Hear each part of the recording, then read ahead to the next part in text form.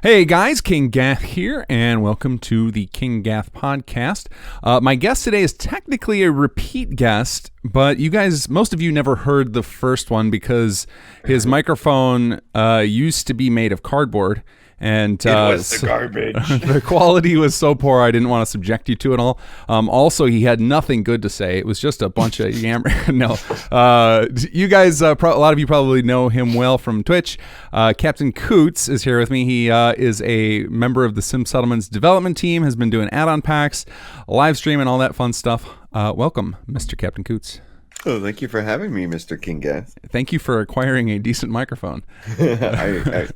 No problem. I have all my supporters on Twitch to thank for that. Well, thank you, supporters on Twitch. That's very awesome of them. Yeah. I remember in our last conversation, I remember we talked a bit about some settlements in the development, and then we got into a conversation about Fallout 76, and this was actually before 76 came out. And I remember I brought up the concern to you. I was like, my concern is that Fallout 76 is good and it draws away all of our player base. Now, I know you're a supporter of Fallout 76 and you like the game, but it's pretty funny that I was that concerned about it, given what actually played out. Yeah, so that's pretty funny. Actually, some people might want to hear some snippets of it just for that, and maybe we'll upload just our 76 conversation because it's probably pretty hilarious given the context. We were both honestly concerned, and it did not pan out. Right. I haven't played 76 now in probably like 3 weeks. So you got burned out, but you didn't actively dislike it. You just probably burned out on it, or well, I got burned out on the other people. I still 100% really enjoyed building little camps. Okay. And I really enjoyed it if I could get 2 or 3 other people of a similar level whom I liked playing together at one time to go like dominate like a certain area or mission. That was fun. Right. Everything else blew. That's pretty funny. Yeah, that's common in all those multiplayer games. Like if you've got a good squad of your buddies, it doesn't really matter what you're doing because even if the game's bad, you just hang out and BS and make fun of the game. Because I've played some bad games with my buddies where it's like, whatever, like. Oh yeah, I was playing with another streamer and one of his longtime viewers, who's one of my viewers now too. And we were it was like late at night. I'm talking between like 2 a.m. and I think 5 a.m. is when we were playing. And we were just shooting this shit, going around and be like, hey, and then like we were way overpowered, but we'd go and like tactical attack a little town, you know, like I'm up on the ridge, there's 2 over here. Okay, already everybody shoot and like take down something. Like that was a blast. Despite the fact that the game was overwhelmingly not good. Yeah, it's unfortunate. I mean, it's fortunate for us who are trying to still develop stuff for Fallout 4 in the sense that we don't lose our audience. But it is sad to see Bethesda release a game that's just not great. And many aspects of it are downright bad. I still think it had some little treasures in it that I want to see implemented. Sure. Like I would love to see some few things like backported to Fallout 4, and possibly make it into some future Fallout. Which I realized the other day. I think I understand why Bethesda puts these like 6 or 7 year gaps in between the games in the same franchise. I think it's that thing of like what's the term? Makes the heart grow fonder? Absence. Absence. Thank you. Absence makes the heart grow fonder. Like you just like by the time Fallout 5 comes around, we're gonna be just jonesing for some Fallout that we'll have completely forgotten 76 or anything we disliked about 4. We'll just be like, yes, give us more. I legit almost said absinthe makes the heart grow fonder. Absinthe makes the heart go something. And I don't think that's the right term. Yeah. My major backport I want from 76 into Fallout 4 is 76 VATS. 76 VATS, really? You like the real-time VATS? I like the real-time VATS. I just started a playthrough recently on my stream, and I'm using Regedit's bullet time mod. Okay. And then I made a new mod that works with it so that when I'm in bullet time, like so it grabs all that, I changed some of the perks so that I can actually benefit. So I got rid of like all the VATS perks. Sure. And I replaced them with bullet time-esque. Oh, that's pretty cool. What's that mod called, and is it available for the public? It's on my hard drive right now called COOTS Better Bullet Time Bonanza, I think. Is BBB coming out soon? BBB. So there's actually, it's great because Reg replied to a couple questions I had. There's two things I need to figure out how to hook, and then once I get that done, it will be done. And sure, I'll throw it up there. Awesome. Yeah, Reg is really good about like pre-planning his stuff with like API type of things. Yeah. And like, so like most of his mods, even if he didn't advertise it, if you ask, and he also is usually willing to give you the source if you ask him to. He has stuff in there like ready to go where it's pretty easy to hook in. He's like a solid programmer who does things the way they're supposed to. Yeah. Well, so I mean, it was nice more like, to work with his stuff. Yeah, like he knew I was talking about his mod because I'd asked a couple questions, and I couldn't figure out at first how to figure out if an enemy was being tackled by dog meat. Okay. And then he and C. Dante kind of pointed me in the right direction. So that's going to be implemented there. So that way you'll do extra limb damage to dudes that are being tackled by dog meat when you're in bullet time. Oh, that's fun. So I used to love that dog meat tackle thing, but apparently it is broken in the Conqueror raids, and anybody who gets bit by dog meat goes full heal. So it's like, oh crap. What the fuck did you do? How did you do that? I have no idea. I'm not affecting that in any way. The only thing that happened that Conqueror does during the assaults to the settlers is puts them in a state where they can't die from bleed out, so that they will just lay there and wait for either the player to execute them or leave them there to be slave collared. So all I did was disable bleed out recovery. So it's not I don't know how that translates into you might want to check the conditions. But, you might want to check the conditions because I think it might be a script event or something like that for the dog meat tackle thingy. Maybe. And you might want to see if one of those is getting called because that shit's hidden in CK. Like, use info just doesn't look there. It's like, nah, bro, you don't need to look there. It's fine. Just leave it alone. I'm like, no, there's some weird things that are like pseudo hard coded almost, where I have no idea where they're getting it. There's other things where the only way you can know that it's happening is if you look into animation events. There's a lot of stuff. Right, I hate that place. Yeah, it's kind of a pain. All the shit.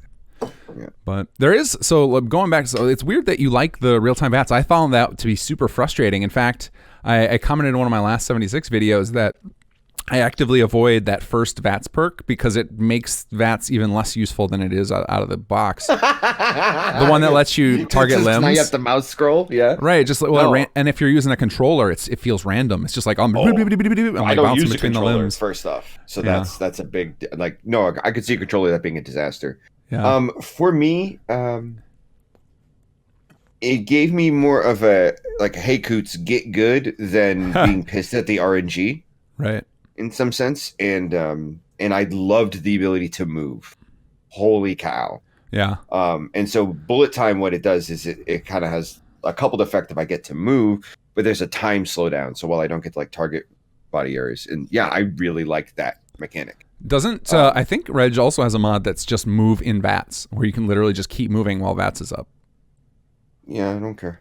Oh, okay. I remember seeing that. It's not the same. It's not the same. Yeah. The bullet time just feels. It felt cheaty. Like I remember the first time that mechanic was really central to a game, like with Max Payne, and it was incredible at the time. And then so many games just started throwing it in there, like as an additive, little action thing, and it was like, you guys aren't balanced around this at all. And it just it makes the games feel really broken, to where it's just like, oh well, this is just insanely overpowered. Well, so the things that I noticed, because on my playthrough I've been using it, and at times I've been like, I'm a god among men. But if there's 4 attackers, I'm going to run out of AP and I'm fucked. And then I was dealing with some of the those nuclear whack jobs, Children of Adam.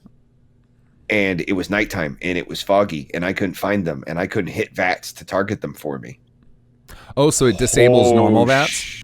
Yeah, well, so what I did is I got it so that it's bound to my VATS key. It's bound to Q. And VATS still needs a key, so that's bound to equals, but I don't touch it. Got it. That's so so I can't target them in low visual, and that made it harder, and my heart was pumping and it felt awesome. Oh, that's cool. Because it's like, oh my god, where are they? So I'm turning my head in game so that I can hear in my different headphones, so I can figure out what side they're on and stuff. Is that was awesome.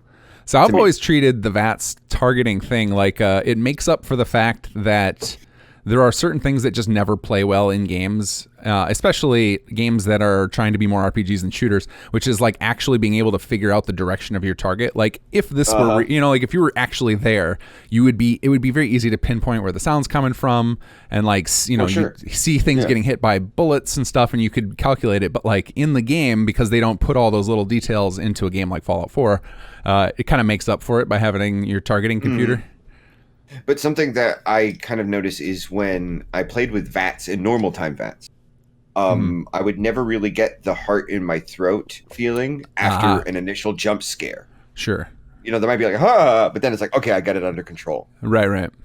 Well, that's one of the problems also with bullet time. I can stay, oh shit, the whole thing. And so that I liked that. Do you use the, what's it called? The false souls, the one that keeps time running while you're in your Pip-Boy? I think that's what the mod's called. Or maybe that's something else. Does that? There's a mod that keeps time running while you're in Pip-Boy. That's something I want to try because it seems like leaning on your Pip-Boy pause is too much. It like makes it so you don't have to think at all during your combat. You can literally just be like, if shit hits the fan, you just pause the game and then you get to fix everything. It's like, that's kind of cheap.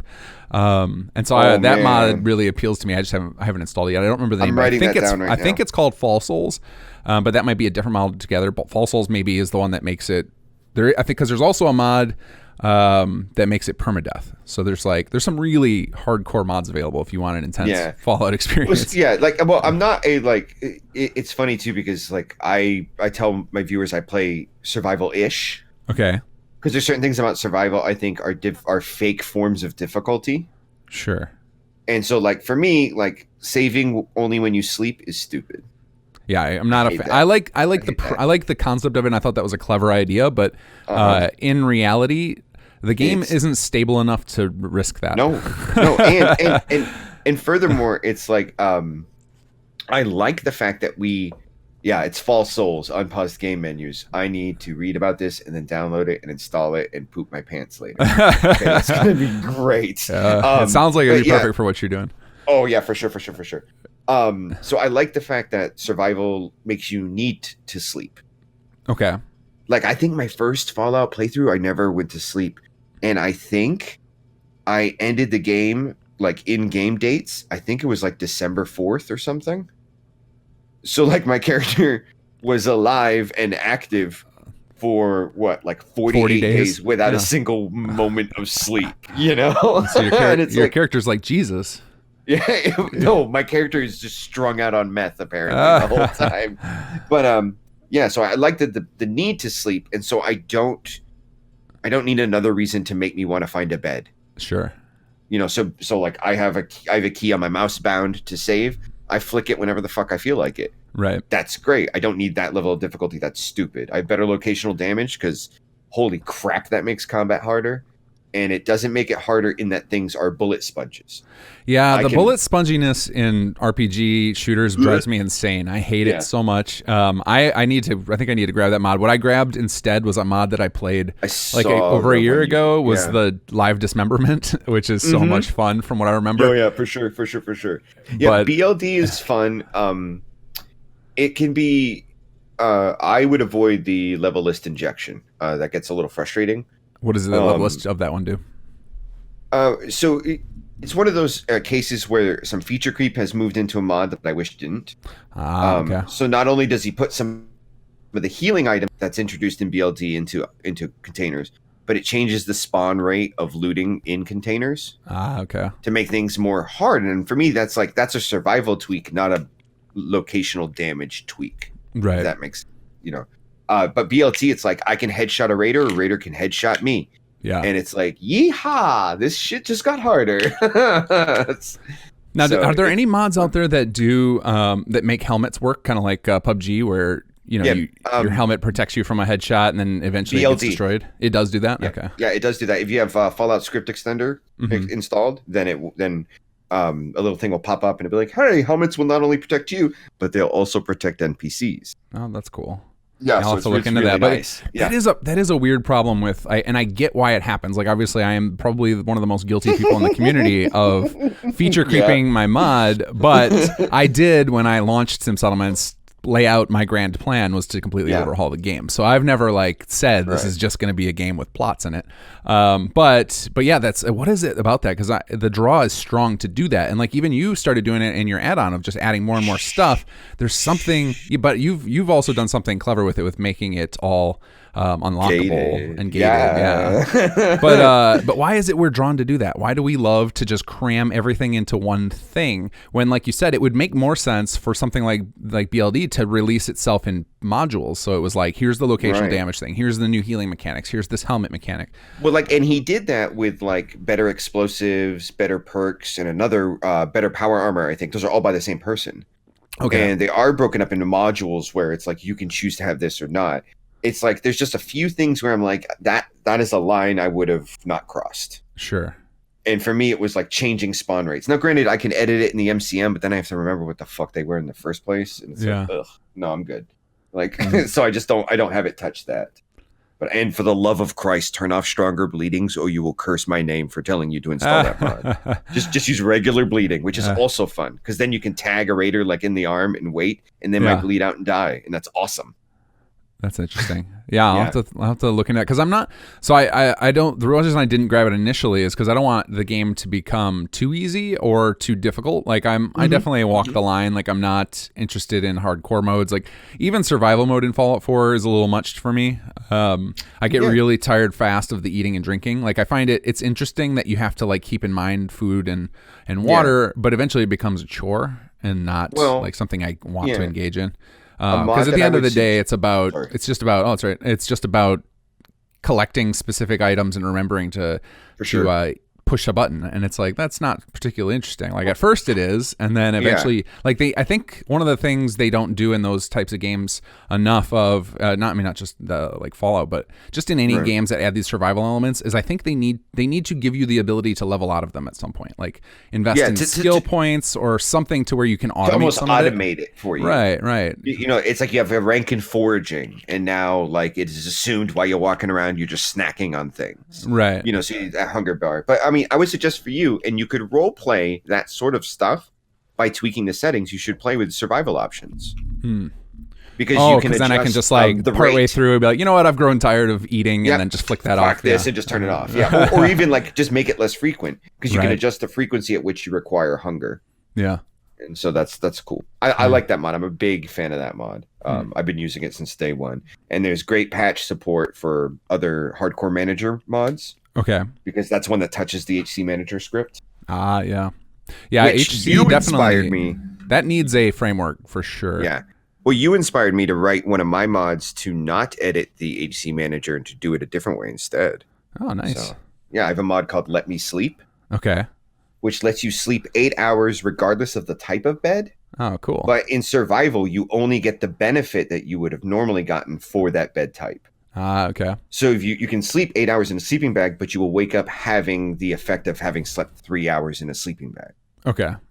And the purpose is sometimes I don't want to be outside at night because it's a scary place and I'm going to die. And I don't want to have to spam sleep, wait 3 hours, do it again. Yeah, I would just rather let me sleep. God damn it.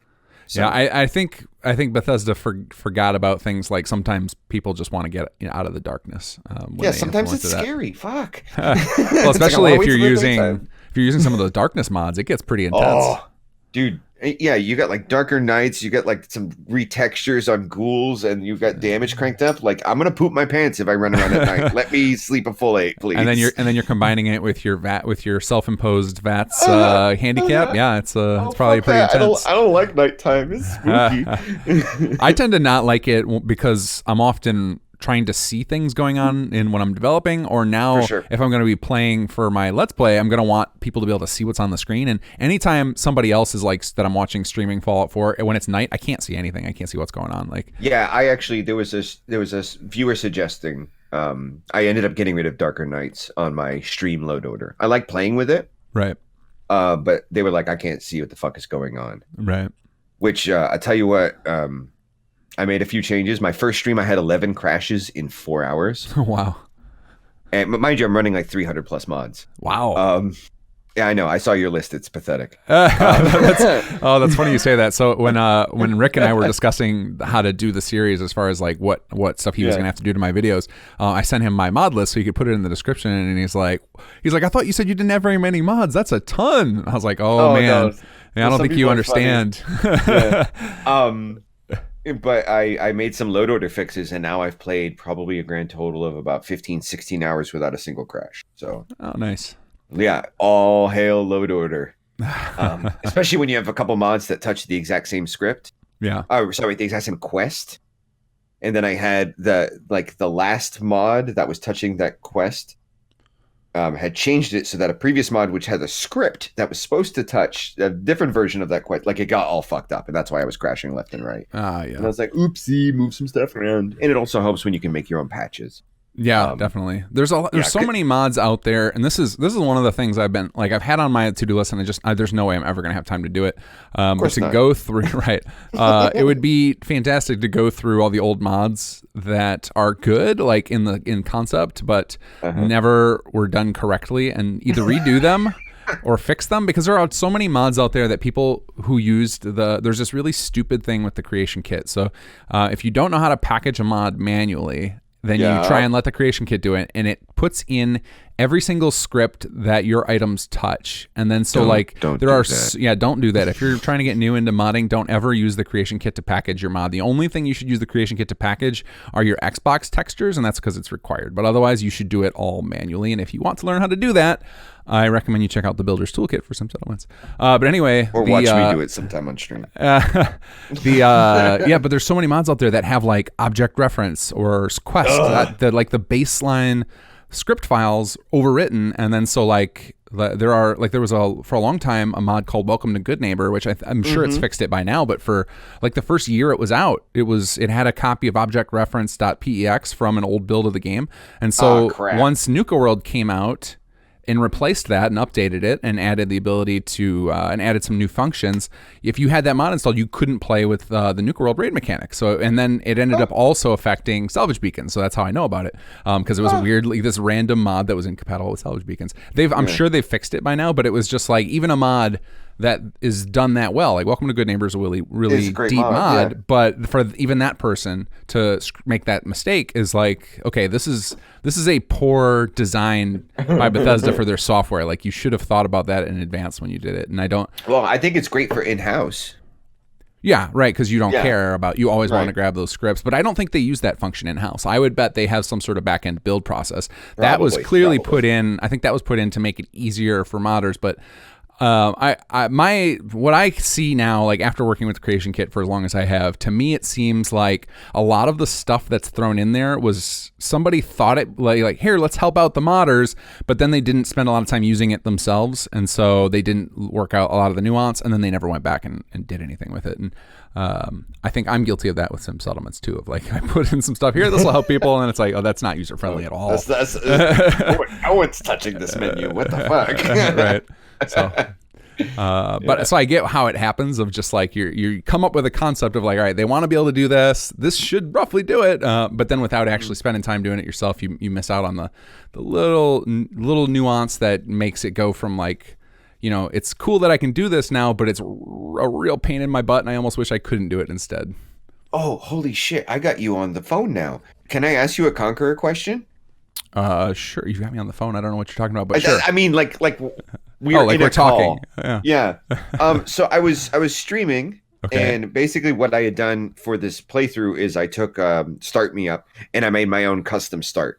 Okay. So I started up near Salem, and I've been working my way down the coast. Which, let me tell you, level 1 character in Salem.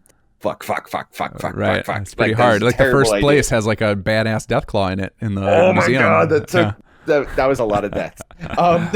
And this is with your crazy mod list where you're handicapped on VATS and stuff? Uh-huh. Oh, nice. Extra difficulty level. Yeah, I ended up getting him, I think, first time on the 7th try. Oh. But anyway. First time on the 7th try, I like that. Yeah. So what's your question about the mechanics? I got my way to Croup Manor. Okay. And Croup Manor was apparently one of the random settlements that was supposed to be set up. And so it had some buildings there. Hooray, hooray, hooray. Okay. And I get there, the ghouls are running about, we shoot them and kill them. Hooray, fun times. Okay. Okay. I can't get into the basement because it requires a key that's supposed to be lootable on one of the ghouls, and none of them had it. Now, I try to use the workbench, zero message on why I can't use it, and one of the dudes has given me a quest to go clear out another settlement for them. So I don't know if this is a Conqueror little conflict going on or what. Yeah, definitely. So there's a couple of things going on there. So one is the startup code attempts, and it's often bad at it, and that's just due to the way the game engine returns aliases, but it attempts to kill off all the enemies in the settlements in advance. So that way when the settlers move in or the civilians move in, depending which one you're using, they don't just die to, like like for example in Murkwater, the civilians cannot take on the Mirelurk Queen on their own. Sure they can. Well, they do now because they're protected, but get good. Right. So it was like I wanted to make sure that all of those die. Sometimes it works. So some of my tests it would work, and then others it wouldn't. I hear you. Yeah. So it's a matter of solving that, and then the civilians randomly getting quests to do the to give you control of the settlements. That's normal. That's part of the vanilla game.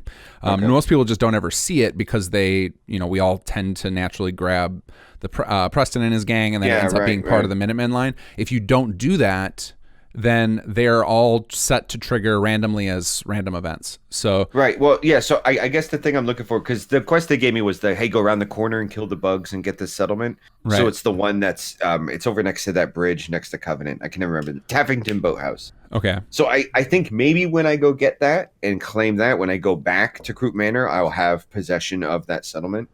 Possibly, but I'm still unsure about the downstairs door. But yeah, that's probably the script did work on like one enemy, and it was the guy who had the key. So you have to find his corpse, but it was probably pre-killed before you got there. There was one guy. He was laying down, and I have a loot detector on, and he was glowing purple, which usually means special. But I couldn't loot him, and I tried to open actor container, but it was empty. So I don't know. Interesting. I don't know, man.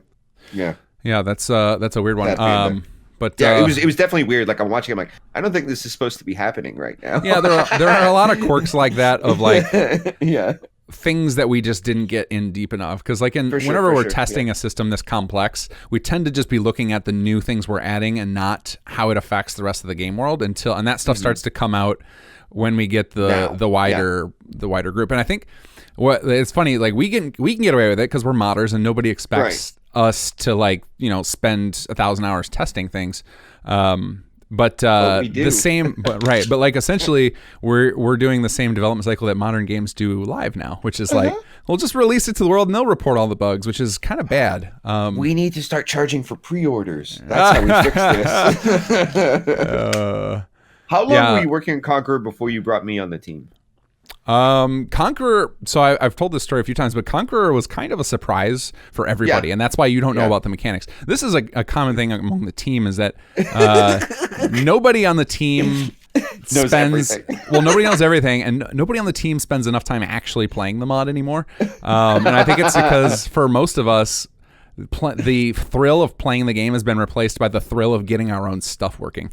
So like nobody cares about Fallout 4 enough from a gaming perspective. They all just care about like, I want to get this thing working and I want to see my thing right there. And then once I see it, I'm like, yes, screenshot, I'm done. Right.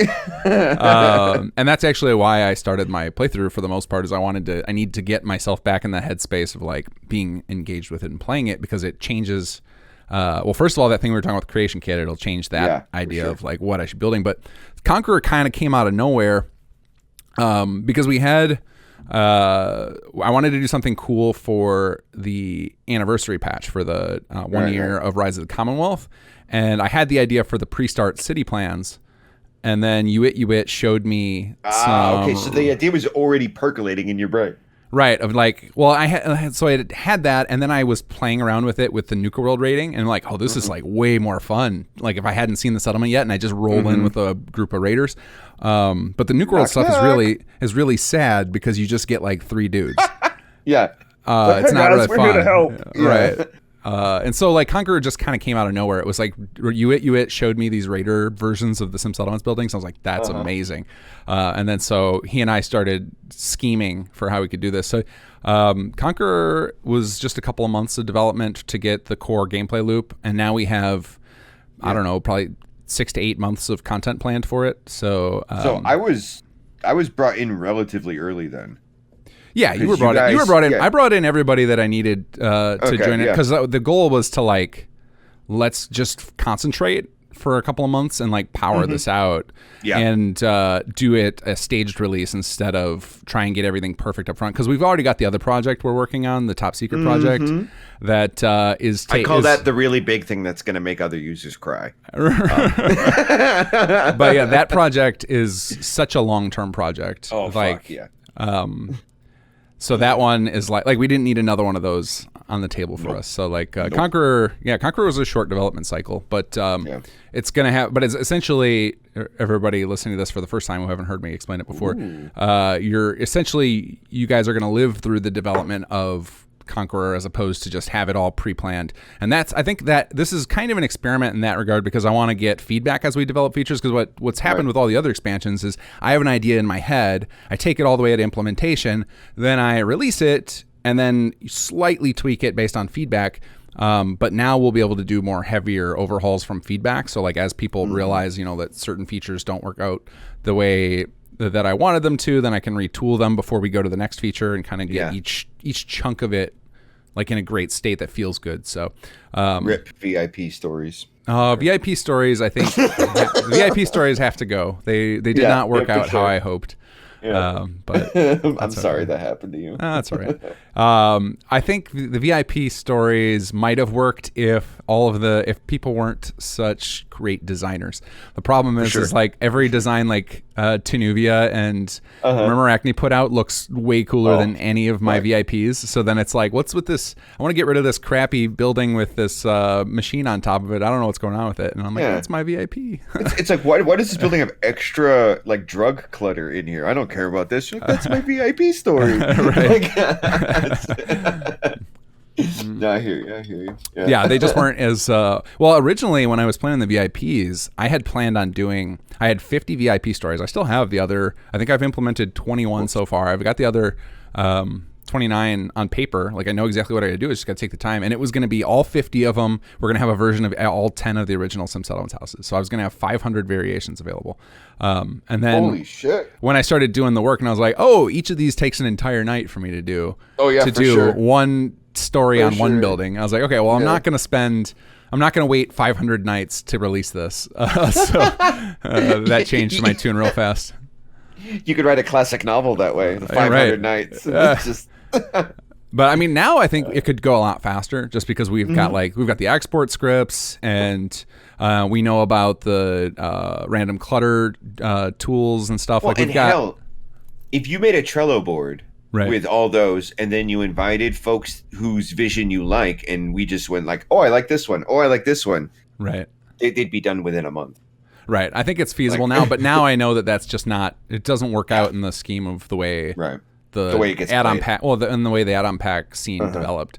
So that's all right. It was a fun try, and I think at launch, like people were blown away by that part of like, oh my god, this guy thought about all this detail. Yeah. Like, and now it's like it doesn't feel like much, but at the time it was pretty unique. So I'm just happy that one of your ideas was crappy, because the rest of them are great, and it kind of pisses me off. You got like, plenty he of can't be this good, creative, and talented. Fuck that guy. Like, what is this? don't blame my ego anymore. The wife will kill you. I don't need to watch how large your head is. Your wife's the one that's to deal with you now. That's true. But so the development of Conqueror was short. So you were involved in most of it. I think I got you all. But now you're involved more, I think, because you are one of the people on the team who's like a jack of all trades. Like you can do a little bit of everything. Things. Yeah. So that's very important for the live stuff, just because.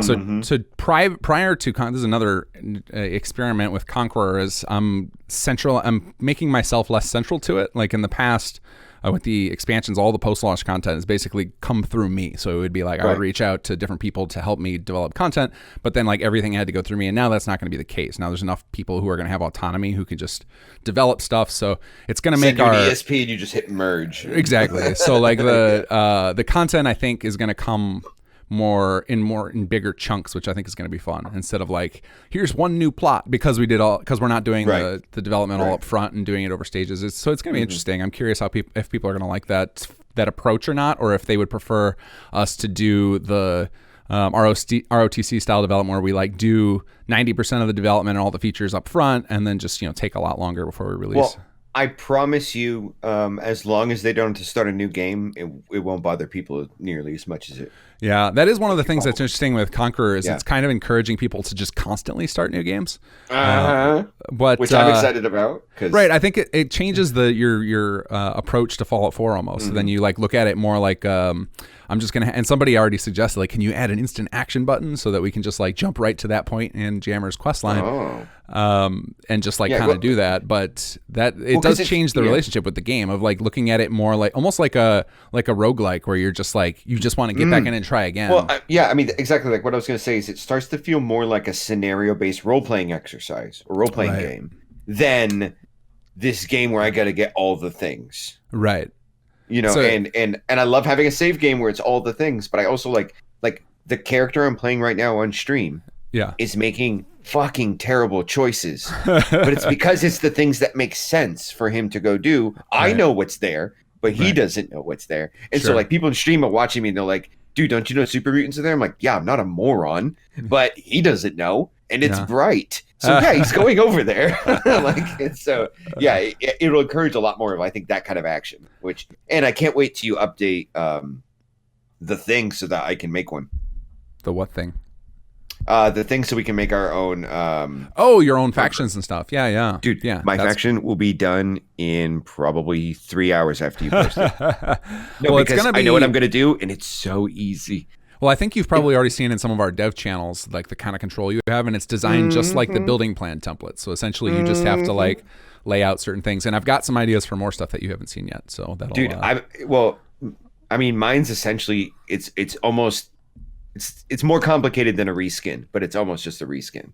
Right. Like I'm just going to nail it with a friggin', what are they called? Rust Devils. I'm just going Rust Devils. And so I'm using all of your characters. I'm just putting different gear on them. Like I'm just going to change all the outfit files. Fuck it. There we go.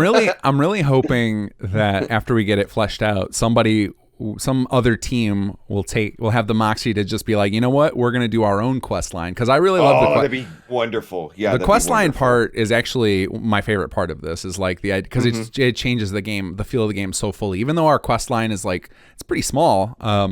Like it doesn't take long before you get to the core gameplay loop. It just changes your whole relationship with Fallout 4. It's like, I don't have to plan on going to Preston and then going to dance, and you can kind of like change your whole relationship with the game. And like I would love to see more, because like the alternate start mods are fun, but at the end of the day, they're still just giving you still have to get funneled into the main quest. Well, something I would like to work with you on is to take a look, because a few of the alternate start mods have you start as a member of a faction. Okay. And I would love to work with you on hooking those in correctly so that it kind of pre-starts you on that version of a Conqueror, let's say.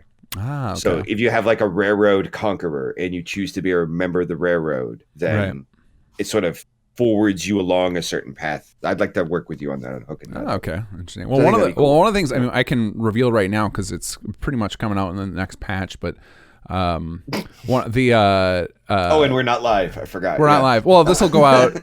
This is actually going to probably go out in 2 days. We're trying to get the podcast done, recorded closer to release, because during the first few I released from the series, they were like months old. So then people did have a little bit of that experience of like, oh, this is pretty funny, your opinion on 76 before it came out. Right. But yeah, we're trying to tighten them up a little bit so we can talk about current events in the Fallout community. Sure. But anyway, so the way we're going to be doing that is, and you're probably going to want to jump on the design nut once I say this. We're introducing something called the War Planner's Desk.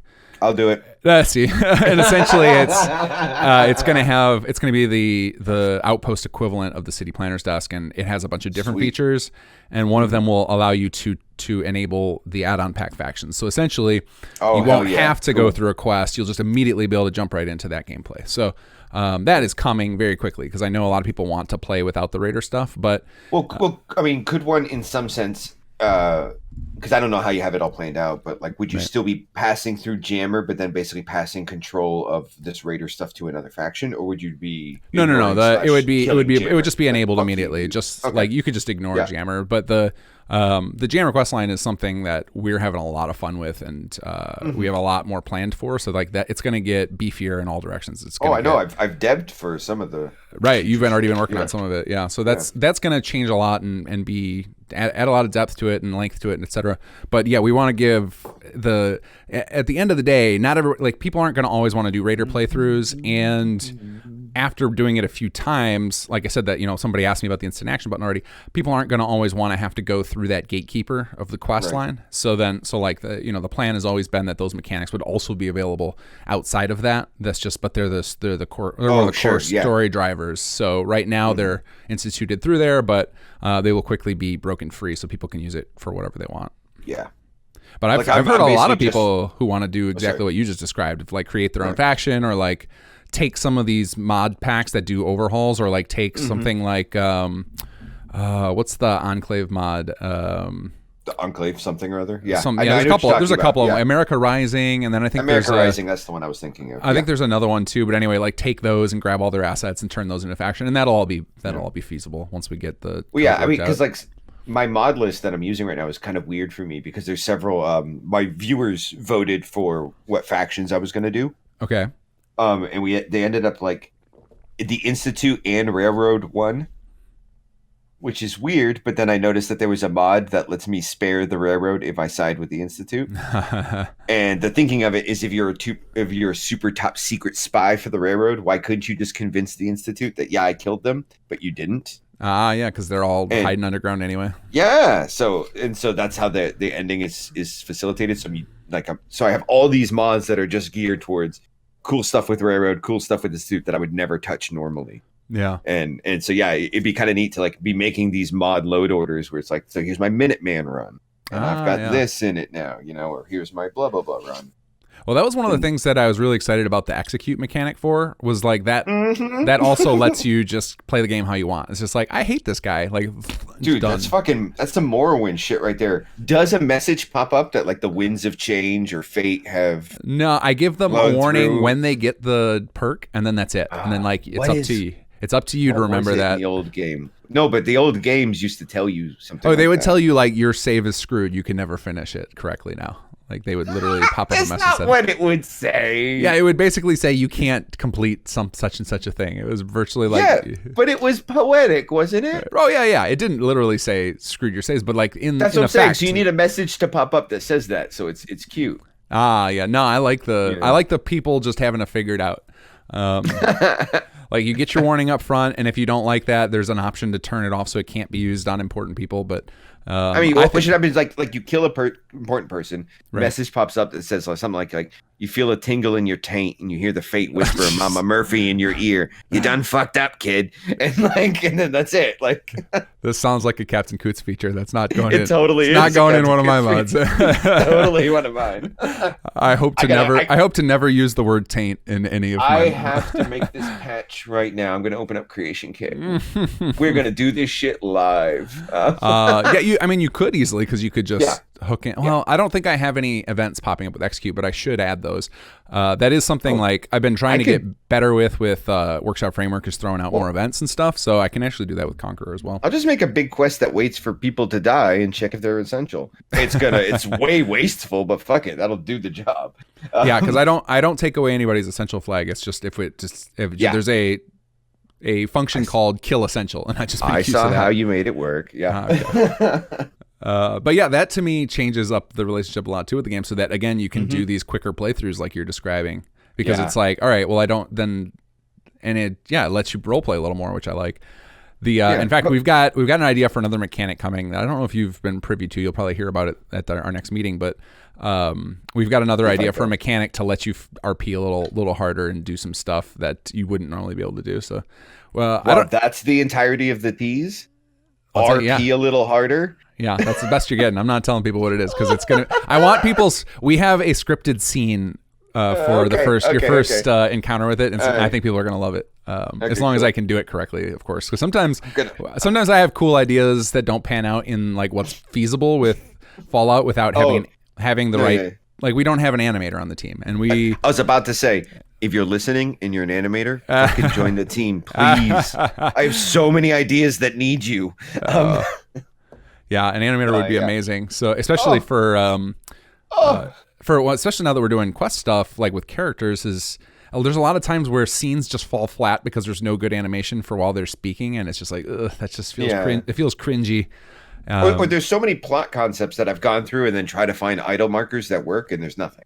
Right. There's a lot. So yet again, I have people reading the newspaper. And it's right. Like, the lean and the drinking coffee. Those are those were always my fallbacks for Industrial Revolution, because like, well, there's no way they can use this machine. No, I mean that's why like in one of the Conqueror packs, I just put a guy kneeling down in the take hostage position because I was like, "Fuck it, it's different. It's going in there." Granted, it looks a little bit, yeah. It looks a little too much like you were lining up somebody on their knees doing something else.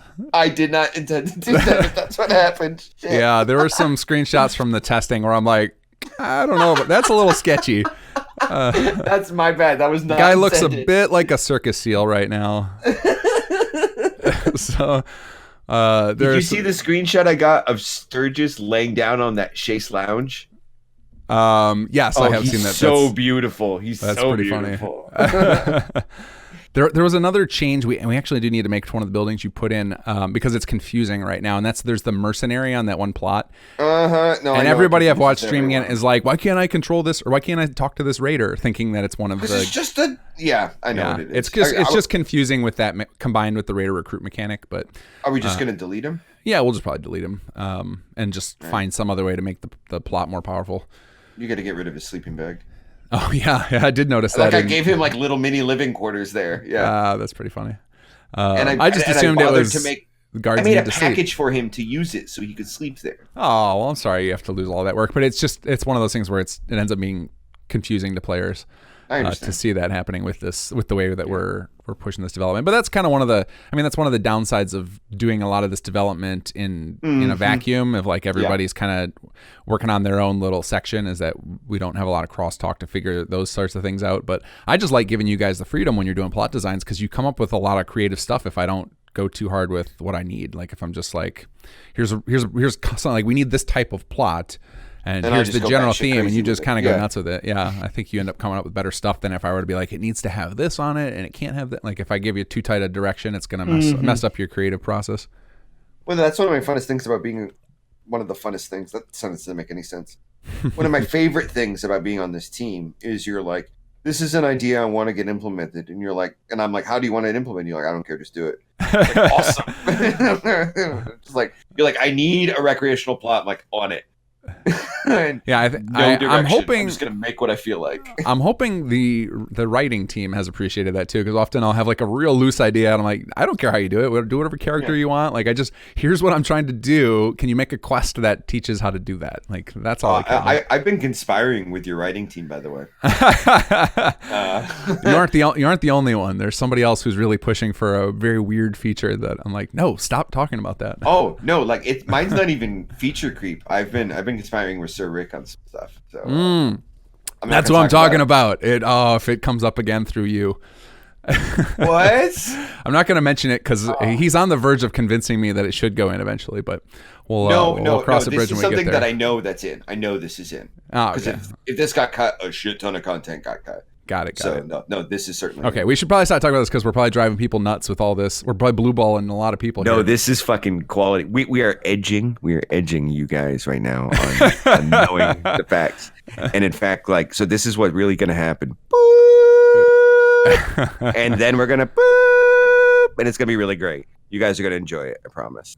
I hope everybody enjoys all this stuff. I'm really excited to see. So it's funny how with the Conqueror development, the way it went, a lot of this stuff that's in Conqueror is stuff that is on, and actually we talked about it in our first podcast of like, I believe you had asked me like what I would like to do after some settlements.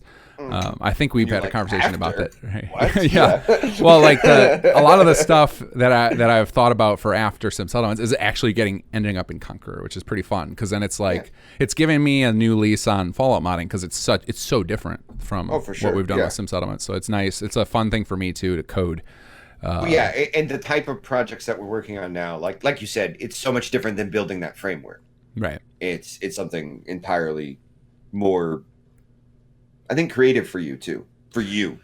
Yeah, kinggath. which is probably good because I don't want to burn out. I'm not really close to burning out because I am a systems junkie. So like if I because you're weird. every time I get my software a little closer to perfect, it just like gives me good feels.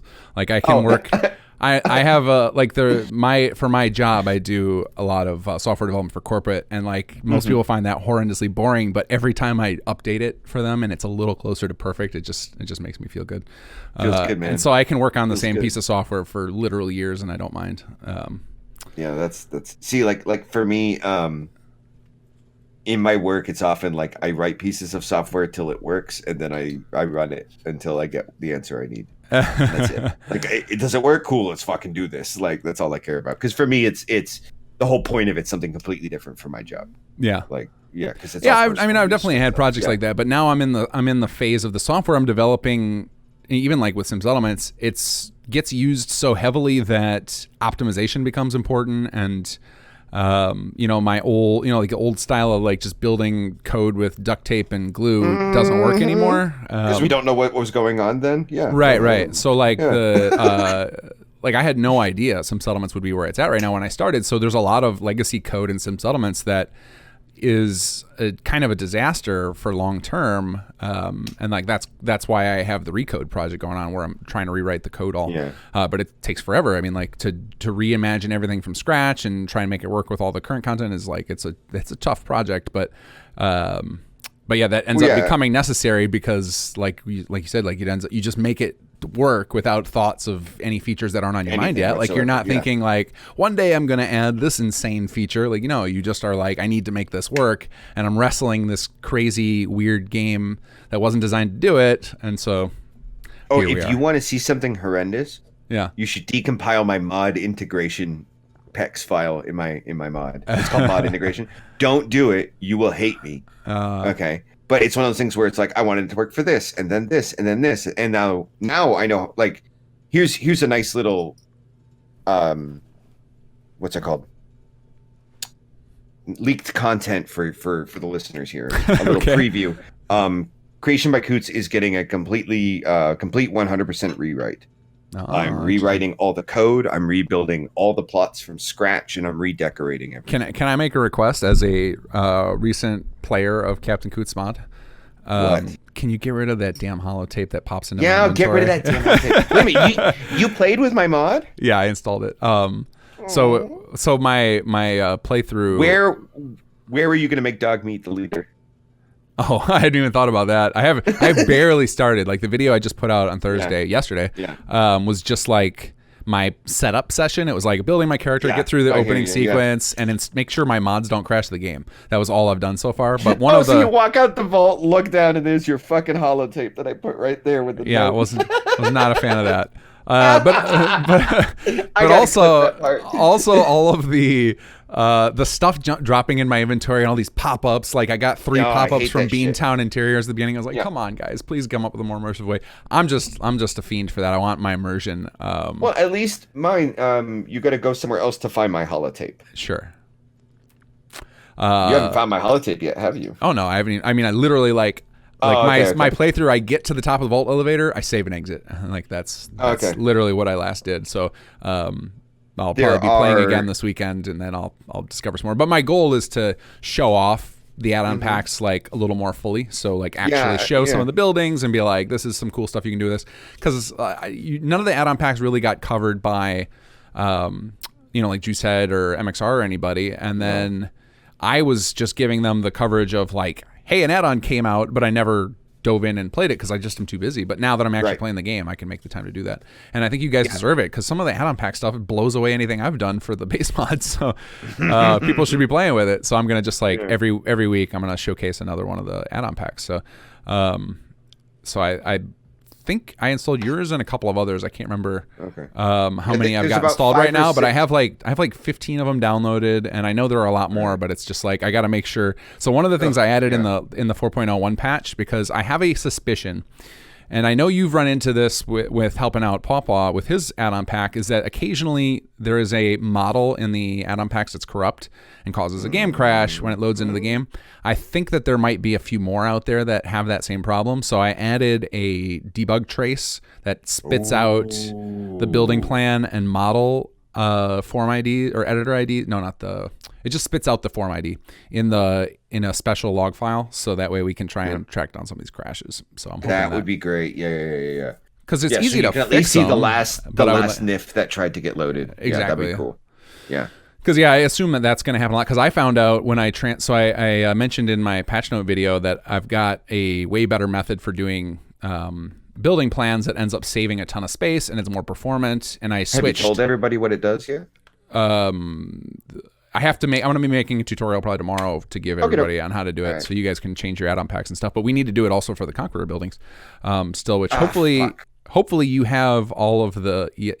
Hopefully your ESP still has the S calls, because those are. Oh yeah, no, I have all the things in the ESP. Hell, the ESP I sent you, I think, has all the S calls. Okay, cool. But anyway, without going into the modding details that nobody understand, essentially this new method. When I was implementing it, so I implemented it for everything in Sim Settlements and all the expansions. It was pretty much all I did the last week, is getting this shift done and then testing it all. Is I kept finding corrupt models when I switched over some stuff to the SCall method, and it was driving me nuts to try and track down what item it was. I was sitting there like making an SCall of like, okay, subtract this item, now subtract this item. I'm an idiot. I should have been half splitting, like take out half. Yeah, you weren't half splitting? I wasn't half splitting. No, I'd tell people to half split all the time. If you don't know what anyone listening, if you don't know what half splitting is, it's a binary search. It's a binary search. Yeah, I call it half splitting because it sounds less nerdy. Just Google binary search. Google binary search. But I'll tell people how to do it because it's an incredibly usul troubleshooting tool that you should just use in your life. If you have a big batch of things and you know that one of them is broken, you cut in half. So you divide them into two chunks. And then you look at one half and see if it still has the problem. If it does, there's your bad half. You know that the problem is in that half, and the other half you can ignore. Those are fine. And then you just keep doing that, cutting the half that you know is bad down in half until you get down to one. The beautiful thing about that is, like, let's look at a mod load order that has at most, well, before ESLs had a most of 255. You divide. It's in powers of 2. So essentially, that's beautiful. Yeah. The most attempts you would need to do to find a bad mod would be 8 tests.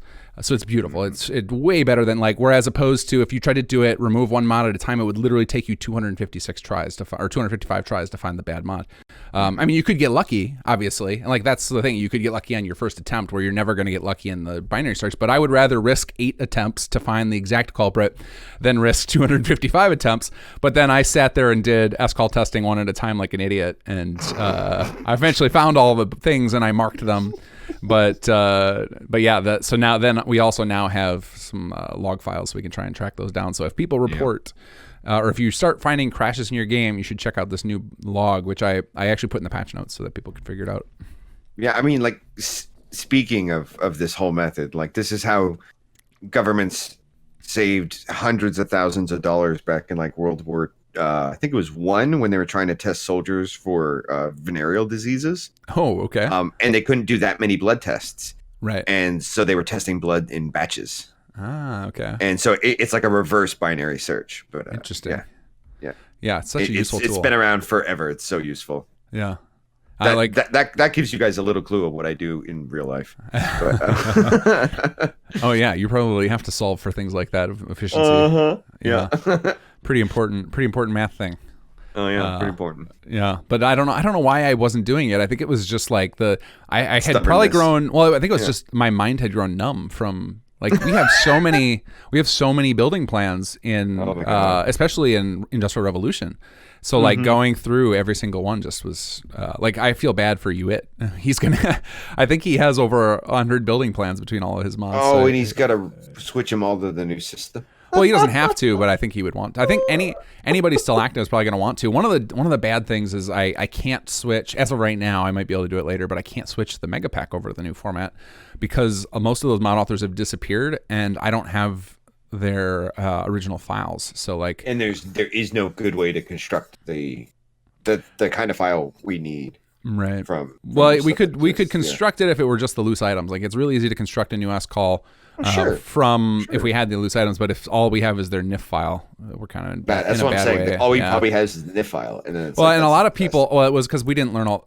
We kind of, as a community, like the add-on pack authors, a lot of them taught me stuff in the of like better workflows of like, oh, hey, instead of, if you ever look in the CK at the Simseldons file, you'll see that my original buildings are all laid out in a grid instead of layered at 000, and it's a giant pain to edit things. It is a giant pain. And the math must have been a pain in the ass. Oh yeah, I was literally the entire first of Sim Settlements, the design. Not only did I hand enter the coordinates of every single item, I also first had to do subtraction on each. So it would be like I would bring up the panel to see the world coordinates, and then I would transpose that to figure out what it would be relative to 000. So I mentioned this earlier, but I'll say it again. Okay. I'm so glad that sometimes you have terrible ideas. Well,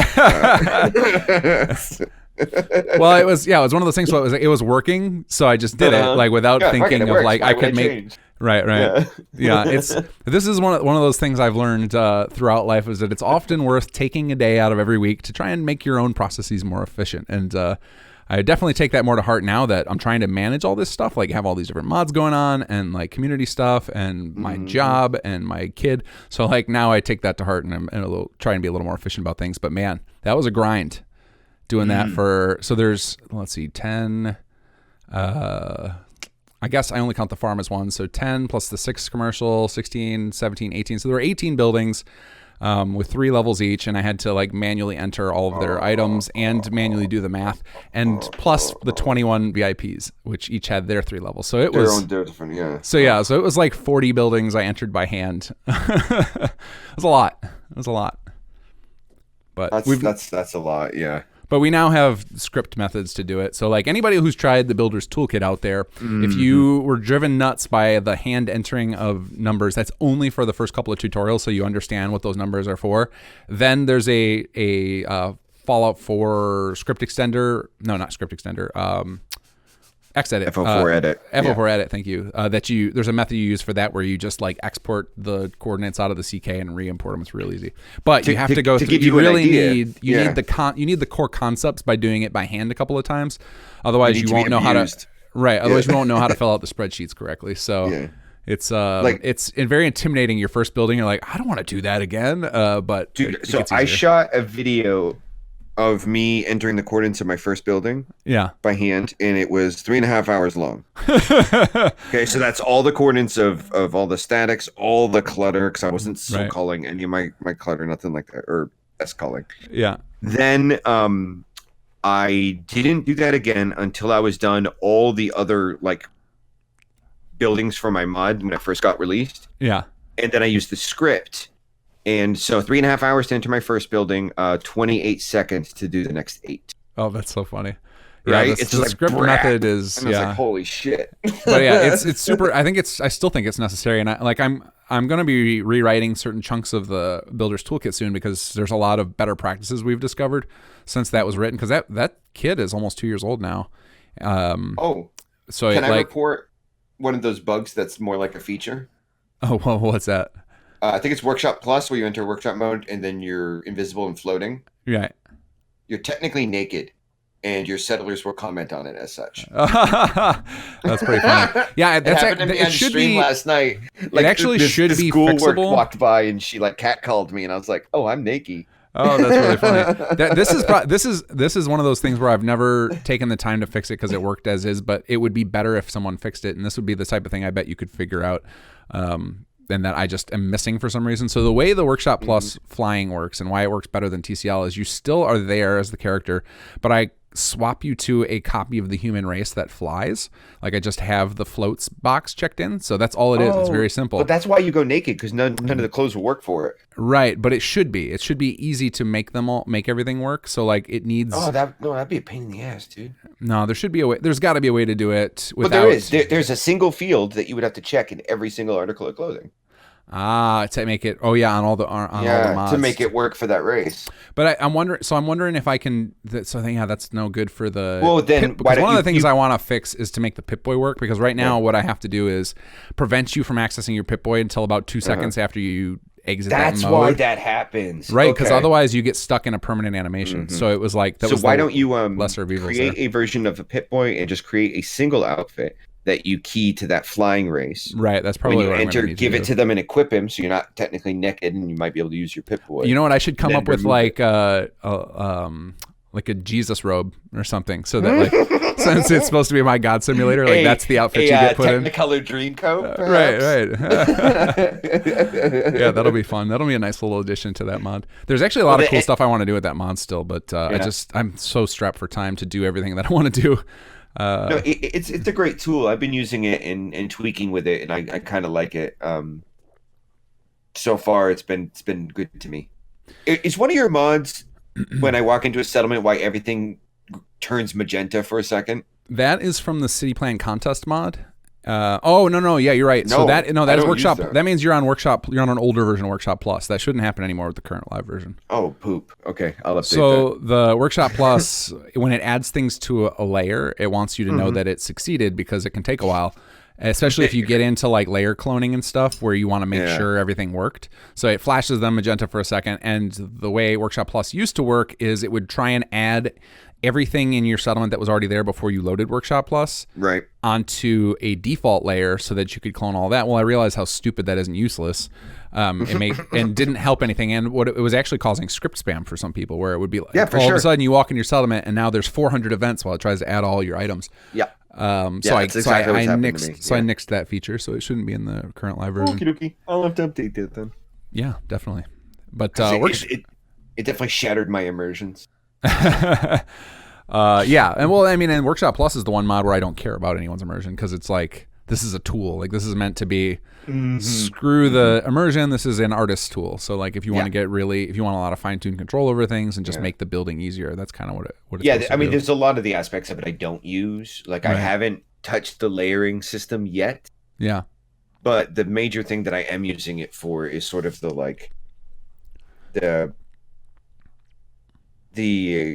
functionality while you're in workshop mode. Like I can fly around, I'm not heavy right now, I'm invincible. Because now I can paint on this canvas, but I don't really care about like some of the other stuff. Like I don't paint that fancy. A lot of people don't care about the layer or blueprinting systems. Like that's way too advanced, and I get that. Personally, I use it mostly just for the flying. Like it's just and the super speed of just being able to like zip from one end of my settlement to the other and take care of stuff is really nice. But it's a great way to find Preston in Sanctuary. When he's like doing the full circuit tour. Oh, it's like where the fuck are you, dude? Next thing you know, he's in JP. You're like, why are you in Jamaica Plain? This doesn't make any sense. Oh, that's like the jammer bug. Man, that was a weird one. Everybody reporting that. Every single streamer had it, and I was like, "What is going on?" I couldn't replicate it for the life of me. Finally, replicated it a few days after we released. But what was really unfortunate about that is it actually broke the main quest until I got that fixed for people. Like, of course, all that stuff. This is one of the things about designing these complex mods, which is kind of a pain. In fact, somebody reported today that the Jammer Unjammed patch that came out prevents him from talking for them. It's one of those things where it's like because we've got this gigantic complex massive code and interlocking systems, is I could go fix a bug for one system and it incidentally breaks one of the other systems, but I don't think to go keep retesting every system, every little tweak I make, because I just don't have the time for it. Like there's no way. That's why we need more members in the alpha team. Right. Yeah. Anybody out there who has a lot of time for testing, we would love to have your help because we've got. Are you a retiree who loves Fallout 4? We've got a small little squad of testers, and I like keeping a tight team of testers. Like I'm not looking to have like 100 people testing or anything, but just a few more would be nice. Just people who, if you got a lot of time and you want to like a chance to play around with new sim settlements features before the rest of the world, and don't mind reporting detailed bugs, I'd love to have you. And while we're talking recruiting, I was gonna say we need a Flash developer too. My God. Oh my God, yeah. There's so much cool UI stuff we could do to make the mod easier if we had somebody. Because like I can do it. Like I just added a progress meter. Like I know Flash enough Flash to be dangerous, but I don't like. It's one of those things I don't really understand what I'm doing. I just am like throwing spaghetti at the wall until it works. And like it's super. I'm sure all the stuff I'm doing is super inefficient and it's really dumbly done, but it gets the job done. Well, so we need to get Nyanka and Valdesil, right, and them to come work for us. Yeah, for sure. As I saw a mod recently that looked really cool, and I've had it on my to-do list for a while for Workshop Plus. Is the weapon wheel mod. Did you see that? Uh-huh. It looks pretty sweet, and that's kind of what I want to do. So I want to add a wheel as a framework, though. Like I want a wheel that anybody can tap into. I think would be pretty sweet, because there's a lot of points where we need a wheel. So one of the things, have you seen the mods? What's My Name by Pra and Get Out of My Way? I think that's what it's called. The one C Dante did. Yep. If you have those two mods installed at the same time, you now can't talk to any NPCs. Like, and that could be solved with a wheel of like all those alternate activations could go to a wheel. Could like, go right there. Yeah. Right. So, and because like I have some cool ideas for some activations I want to add, but it's like I'm not going to bother because everybody's got a mod. You know, like there's Quick Trade, there's Get Out of My Way, there's What's My Name. There's all these mods that can't work with each other. So then for me to add another one to that mess is just silly. So I'm gonna wait until we've got some sort of better method to do it. But why does this mod have downloads? Which mod is that? Oh, wait a minute. Is it actually cleaner than it promised? Nope, it's just fucking crazy. It puts everything from your def UI in one spot. I don't know what you're talking about. So def HUD and def UI, you get to move stuff around in your HUD. Have you not played with this ever? Yeah, no. But I'm like, all of a sudden you started talking about a mod. Like, why are people downloading this? Are you not? I was scrolling through some mods. Okay. So you're really engaged in our conversation, is what you're saying. Fuck you, dude. I was looking for the mod that you were talking about. I bet you're the type of guy who keeps his cell phone out at dinner. Wait, what? I'm sorry. I was checking my Twitter. Yeah, see. I'm kidding. I was looking for the mod that you were talking about. I think it's just called Weapon Wheel, maybe. Yeah, I saw it. Yeah, but like so clearly it's possible, which is cool. So I should like take that one apart and see if I can reinvent it, or just I should probably be reaching out to more people and just ask them if they want to help, because I never do that. I always feel awkward about doing that, because I remember like when I first launched Sim Settlements, the number of people who would contact me like, hey, can you make this mod too? And I was like, whoa, man, I've got all my own ideas to work on. Can I tell you some functionality that I wish we had? Sure, go for it. So if you ever use an ENB, you know that if like the game is paused through some way, and you bring up the ENB menu, your mouse can interface with the ENB menu, right? Sure. I would love to pause the game and move things like my Sim Settlements HUD element wherever I want through just clicking on it, dragging it, and dropping it somewhere. Oh yeah, I'm never gonna add anything like that. I hate you so much. No, I will eventually do something like I did with Workshop Plus, which I think worked good with the keybinds, temporary keybinds. Like that was nice. And so like I already have the code to do it. I just need to do it. Okay. And there's a lot of stuff like that with Sim Settlements usability, where it's just like I have the list of quality of life and bug fixes and stuff that I need to address is just miles long. Like it'll never ever be completed. Well, and there are some things you got in store that are just beautiful that I've gotten a chance to see. That I can't wait till that stuff's live. Right. Well, and a lot of that's the other thing is because I'm already working on the recode. A lot of it is just like, let's just wait. Like that people have lived with that little annoyance for this long. Like at this point, let's just make it part of the recode. Yeah. What's another 2 months? Well, I mean, and it's not because I don't want people to have it. It's just because the amount of work to re-rig the existing code to use some of those new features while also not breaking a bunch of things is just too much. So it's like at a certain point I have to cut my losses and just be like, all right, that's always going to be a crappy feature in the current live version of things. In the current live version, yeah. So, but we'll get to it all eventually. Like this is such a weird experiment. Like I didn't anticipate it to go this way, but it's been a lot of fun. It's like Sim Settlements has essentially become my delivery vehicle for game development. So like it's no longer about necessarily modding Fallout 4. Now it's just like I kind of want to bake my own game. So like, what's the difference if it's in, if it's its own game that I give away for free, because that's the only way you can really get into the games industry anymore. Like trying to grind your way through Steam indie titles. Ugh, that sounds miserable. I don't envy the people who do that at all. I mean, neither. So like, what's the difference if I'm giving it away as a free game I built on Unreal, or if I build it on top of an existing game? Like I don't. It makes no difference to me. I got another streamer hooked on Sim Settlements the other day. Oh, very cool. She had like a very light mod order. Yeah. And I was talking to her, and she downloaded Sim Settlements like right there while we were talking, because she couldn't quote make it work before. Okay. And then so I kind of like walked her through in chat how to start it up, and then she took over Oberlin Station and had them make the city plan. Yeah. And we got instant forever convert. She just like she dropped what she was doing. She was like, oh my god, when the cinematic started taking them around. And it was like, yep, we did good. Good job, kinggath. The city plan feature was pretty amazing the first time it worked. Like the first time I ever got that code, and I was like, okay, this is going to be amazing. This is so much fun. Did I tell you it wasn't until like a month ago that I actually let some settlements make the first city plan on a playthrough of mine? Oh, really? Because it would always crash my potato. Oh, that's right. You just got a new PC. Yeah, you were a recent recipient of a gaming computer. I let it build because I was just testing some stuff, but I let it build Sanctuary. Yeah. And I legit got tears in my eyes. Oh, wow. I was like, oh my God, this is so good. Like, because it's been so long and I knew it was there. Yeah. I'd seen everybody else have it. I'd never had it. Right. And then it happened. I was like, fuck yeah. And then the next day I interviewed Donald Strong and he passes me all these really dirty saves so I can show really complex city plan stuff on stream, and I'm just crashing left and right. Well, part of that is our save files are in a bad way. I opened one up in Fallroom Tools, and I was like, ick, I need to delete this now. It's infected. It's going to get my other saves.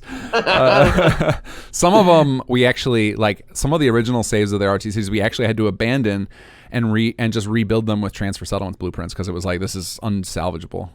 Especially because while we were developing our ROTC, I would send them alpha builds of my code, and you know how it is with Fallout. It's got all the fucking fragment shit playing on there. Right. Okay. Well, occasionally, when you're just mocking stuff up, you can accidentally introduce an infinite loop, and that's just hoses saves. It's like, fortunately now I've learned new tricks to make sure that there's always an exit path in case I forget to add that incrementer at the back end. Like there was an infinite loop in the 4.0 launch of Sim Settlements, but I had my backup method for get on out of it, so I was able to call on that. But it's so easy to accidentally put an infinite loop in your code, which drives me insane because it's like it wouldn't have taken that much work for Bethesda to implement a for loop. Oh, for fuck's sake. Everybody who's not a programmer is like, I don't know what these nerds are talking about. I've had so many infinite loops in my code, and of course I don't notice it because whatever, and then I get users like, it won't come out of this menu. First thing I do is I open up the piece of code. I'm like, forgot to increment I'm a moron. Like, for loop, crying out loud. It's like, it's a cornerstone of control. Oh, forget it. I'm over it. I'm not going to talk anymore about it. Oh. So you've been so you're doing a lot of Twitch stuff, but you're also still modding a lot. Do you find yourself wanting to do one more than the other, or is it just like you like the modding on stream? Because you've recently gone from just modding on stream to actually gaming on stream. So they are two very different beasts, and I'll tell you a story that could sound extremely sad, but I find joy in it. Okay. So I lived, I spent like 12 years in college to get my PhD. I'm a PhD, for those who don't know. Okay. I didn't spend 12 years in my undergrad program. But I was bouncing around different states. So I was at like 3 different universities over the course of the time in 3 different states. And so I got kind of used to making like 3 and 4 year friends and then leaving. And that kind of sucks. And now I have a permanent job somewhere, and the area that I live in is kind of weird, and I'm having a hard time finding friends where I share a lot of things in common with them. Mm-hmm. And what's been awesome about Twitch is that I've been slowly making friends there that I get to play games with and shoot the shit with. And I mean, it is a weird relationship because it's very one way for a lot of things. They can see me, I can't see them. They can hear me, I can't hear them. But I do get a lot of like, because I have my own Discord channel now and stuff like that. So there's a lot of like this sort of conversation and outpouring of support and whatnot. And so Twitch has become like, that's when I go hang out. Right. And it's cool because I'm hanging out with people who have decided they want to be interested in what I'm interested at that moment. Sure. Like they want to watch me mod. Yeah. They want to play and they want to like shoot the shit and make fun of me or laugh or talk with each other while I'm playing a game. And so that has become sort of like my social avenue. Yeah. And modding is still my creative outlet. Okay. Because I'm a math nerd. And so, of course, modding a video game is my creative outlet. But that's interesting. That lines up kind of what I saw. So Twitch to me was like this weird thing because like I think we're close to the same age, but I don't know about you, but when I heard that kids would just watch people play video games, I was like, what? I thought it was so stupid. Right. Like, why would you I do thought that? I thought it was the dumbest fucking thing I've ever heard of. And then I remember that South Park episode about it, like encapsulated my thoughts perfectly when what's his name, the little Canadian baby, was watching Twitch all the time. It was like, yeah, that's about what I feel about it. But now, like, after having, like, I go through spurts of like watching Twitch, and I mostly did it just to follow along people who were playing Sim Settlements, because it's a great way for me to learn how to make the mod better.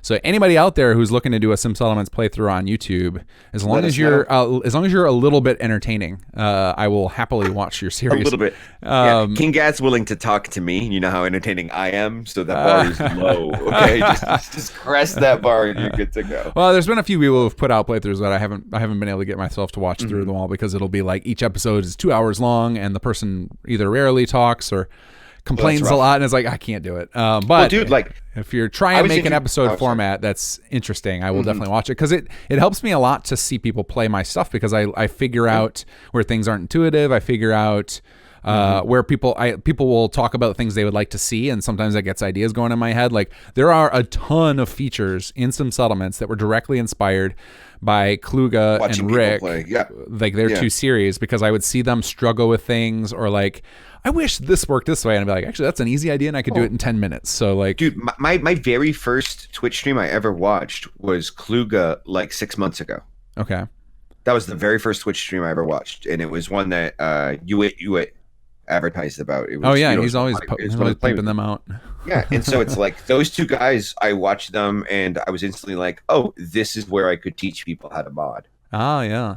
And, and it's that very conversational shoot the shit kind of thing that they had going on that I was like, yep, I want to do that. That does seem like a good idea for teaching this stuff, because then you can get some interaction going in real time, which is kind of cool. Yeah, and I was watching, I watch a lot of tutorial videos on YouTube. You're right. And invariably, there's a half an hour devoted to the thing that I already know how to do, and then 4 seconds spent on the part that I don't know. Yeah. And it always kind of drives me nuts. I have to pause, I have to rewind, I have to pause, I have to rewind, and they never screw up. And that was something, because I am an educator. Right. I teach for a living. And I think it's a very important thing, especially for people when they're intimidated by a subject, because I teach math, which is very intimidating to a lot of people. Sure. It's important for them to see you not as the all-knowing. Right. But somebody who's the comfortable and competent. Right, because otherwise the subject can still feel unapproachable. Oh yeah, I'm suddenly a genius, and this is an unapproachable thing. Right. And so these guys on stream, they watch me. I screw up shit all the time. And like, there's a running joke that my entire stream, it's the Captain COOTS School of Interior Decorating, where what we'll do is we'll spend an hour and a half spinning a table just to get the right angle. And it's like, but they get to watch that struggle happen. Yeah. And there's a lot of struggling when you're learning to mod. So like, any of you who have tried to mod and you found it too frustrating, that's normal. Like, there are days where my wife says to me, did you get stuck on a mod problem? Like, because she knows now, like, the level of frustration it can cause. Like, even those of us who are really good at it, but you like hit, it's like learning anything. Like, you get to these certain milestones and like a bunch of stuff clicks all of a sudden. So like, you just gotta keep having at it. It's like anything else. You get skilled with it and start to learn all the patterns. And so yeah, I absolutely agree with that. So yeah, it does seem like a good point. But the thing that we got sidetracked from there that I was going to mention was no, it's fine. It was my own fault. I just chase rabbits around in conversations and see where they go. The point I was trying to make is that Twitch, once I started watching it, I understood what was going on there, and it's like the even though we're all connected, like this, it feels like everybody is super lonely.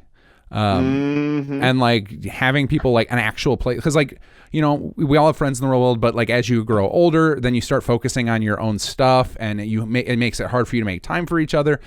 And then so like with things like Twitch or like MMOs and stuff, you end up you have the pool of the entire world of people to find that not only have your exact interests but also have a schedule they share with you. So like it like suddenly like even like it's lonely in the real world because everybody's like on the on the tread or on the grind and trying to get their own stuff in order. And then the internet is a place where you can find these little niche groups to like fill in those gaps. And like so then Twitch is just like perfect for that in the sense of like, you get one person who's fairly entertaining for everybody else to congregate around, and then you just start developing little communities, and it's really cool. Yeah, you watch that community grow. I mean, like I don't know what your wife is like. My wife is not a gamer. at all. Mine isn't either. She And- tries to play games with me, and she gets sick. She gets literally like, I'm gonna go throw up now, so she can't do it. Like I tried to get her into those those Lego games, which they're a lot of fun. They're actually really well done for kids games. Yeah. But she gets sick on those, like that over the shoulder or even the top down isometric. It's too much. She gets sick. Holy crap, that's tragic. But it's like she tries to listen. Like she knows it's something I'm excited about, like the modding and whatnot. So she will sit there and listen. But I can tell on her face she is doing this because she loves me, and she is bored to death. Right. But then like, it's hard to find friends that you can talk about the thing and they're literally sitting here because they want to hear you talk about the thing and talk about the thing with you, whatever the thing might be. And so that's one of the cool things about Twitch, for sure. Yeah. Yeah, it kind of gives me that feel of the tightness I had with friends like in high school years. Like that that's the only other time in my life where I felt like I could find people where we were all obsessed with the same things. But as an adult, it's very rare. Like I can't think of a single one of my IRL friends who has his, like his lockstep of likes as I did with friends growing up. Oh yeah. I mean, like I wish that there was some sort of like Bethesda con that I could get the entire Sim Settlements development family to go to.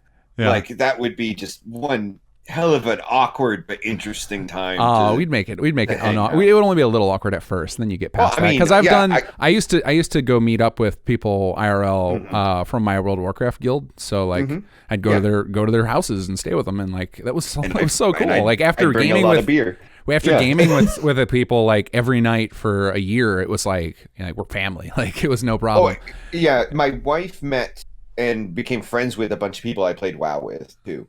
Oh, that's cool. But without WoW, and she always found it weird that they would refer to me as Red, which was my name. Right. But my name was Red Typhus, and everybody would call me Red. And she's like, "That's so weird to hear you called Red." I'm like, "I know." You just roll with it. Like it's so funny. Like. And to hear these people call me COOTS, and then I get in voice chat with them on games, and they call me COOTS, and I'm like, oh, that's I've used my real name in front of you before. That's really funny. But I have thought about that, about doing a Sim Settlements meetup of some sort at some point, especially with the development team. Maybe not with all the fans yet. Like I still enjoy a little bit of my anonymity, mostly because the internet is a terrifying place right now with like people attacking each other, like doxing for like real life problems, the swatting, and now there's all the people like digging up your employer and like turning on you for some little thing you said. Like it's pretty scary out there to have your real life exposed on the internet. So and that's probably my wife's only reticence to me doing all this is she's like, you're making yourself a public figure on the internet where people are getting their lives destroyed. Like that's I think we talked about this. Oh, that was our last conversation. No one else has heard. Right. Yeah. It is kind of chilling, and it was a weird decision for me to decide to go to Twitch.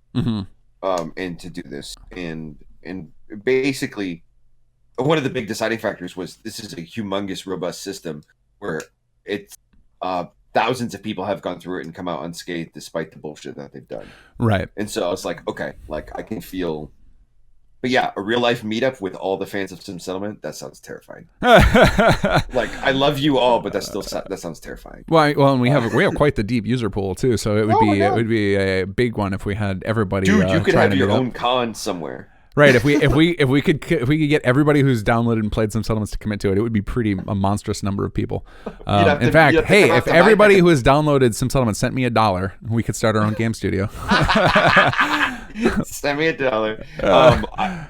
I want a job at that game studio. Oh man, because that would be actually a shitload of money. Like that would be a shit ton of money. But anyway, if everybody sent you a quarter, that's still a lot of money. Right, but like I know I've thought about with the team, and we could meet up at something like Gen Con or E3 or something like that. That'd be totally fun. Yeah, that might happen in the future.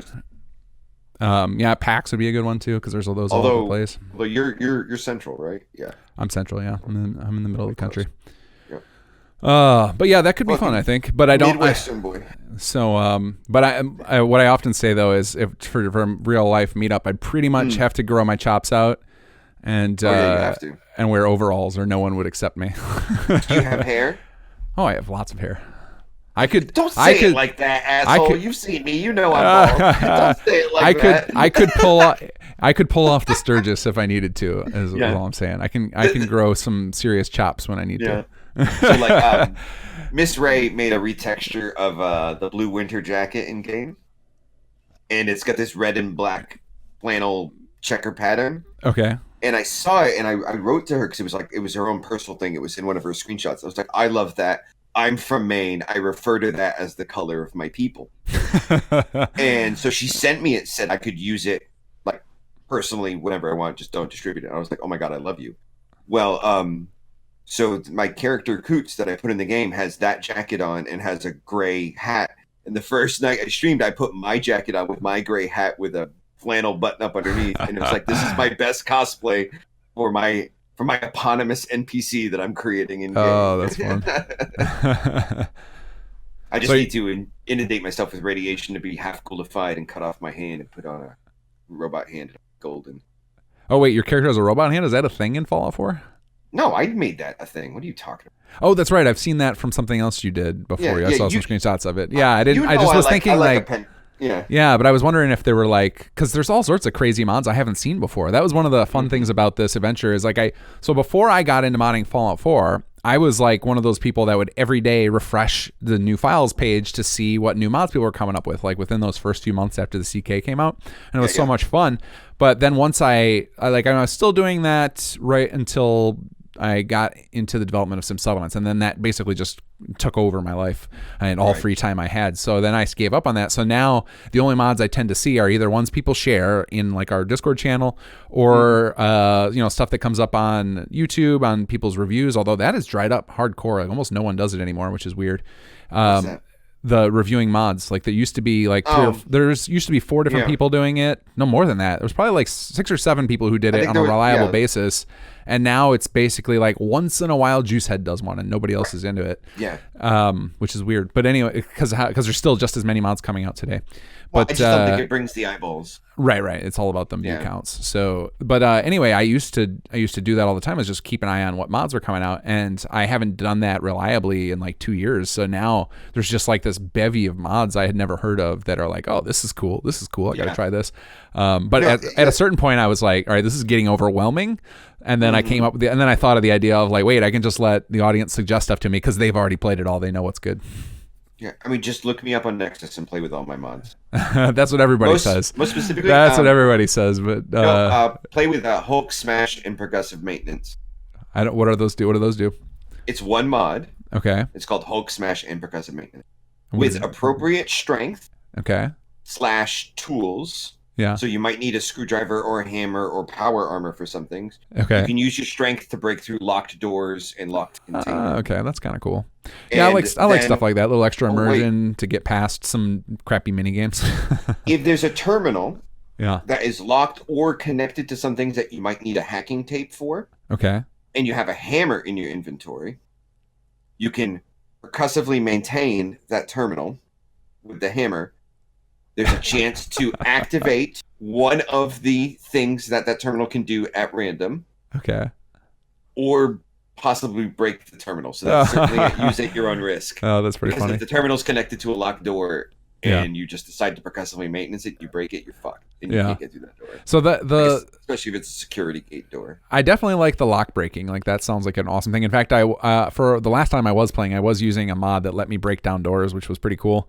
But the terminal thing sounds a little silly, but I guess those mini games to me are another one of those things where I think Bethesda should be adding perks to level out of them. Like you get max level perk in that, you should just no longer have to play the mini game because it gets tiring really quick. You say it's silly. This is supposed to be all vacuum tubes and stuff. Hitting things made stuff happen. Like that's percussive maintenance is a real thing. And for those of you who don't know that you can hit the TV to make it work, you're too young. Stop playing video games so late at night. I just had a conversation with somebody the other day about the number of things that we use still in modern speech that don't make any sense anymore is getting higher and higher. It's kind of funny. Like hang up the phone doesn't make any sense to anybody. None whatsoever. Like and literally like it. I don't think we even had a phone you hang up like growing up and like.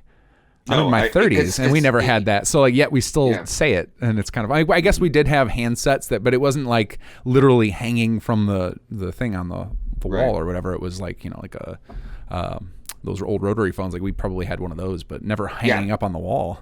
No, we had a rotary phone, but it was the kind you just set the phone back in the cradle. Right. So, yeah. But yeah, I think even because I That think even like long-ass cord. Well, I think even cordless phones have been around since the 80s. So. Yeah, but my family didn't have that kind of money. Well, I'm not talking like cell phones. Like the five people who had a car phone in 1970. Like that's not very common, but. Well, one of them's probably president now. Oh yeah, that's true. But yeah, there's a lot of stuff like that, I guess, that we just take for granted and just talk about, and it's like nobody born in the last 20 years understands that at all. No, well, it's like I remember my son, the first time I let him near my laptop. Yeah. So we're talking baby COOTS, right? Okay. And he had used an old touchpad we had. Right. And then he sees something on the screen and he tries to touch it. Oh yeah. And he's You're getting pissed. What is this that it's not garbage? responding. What a garbage screen you can't touch. Yeah. What is this inferior interface you've given me, Dad? It's like, oh yeah, you don't know about this.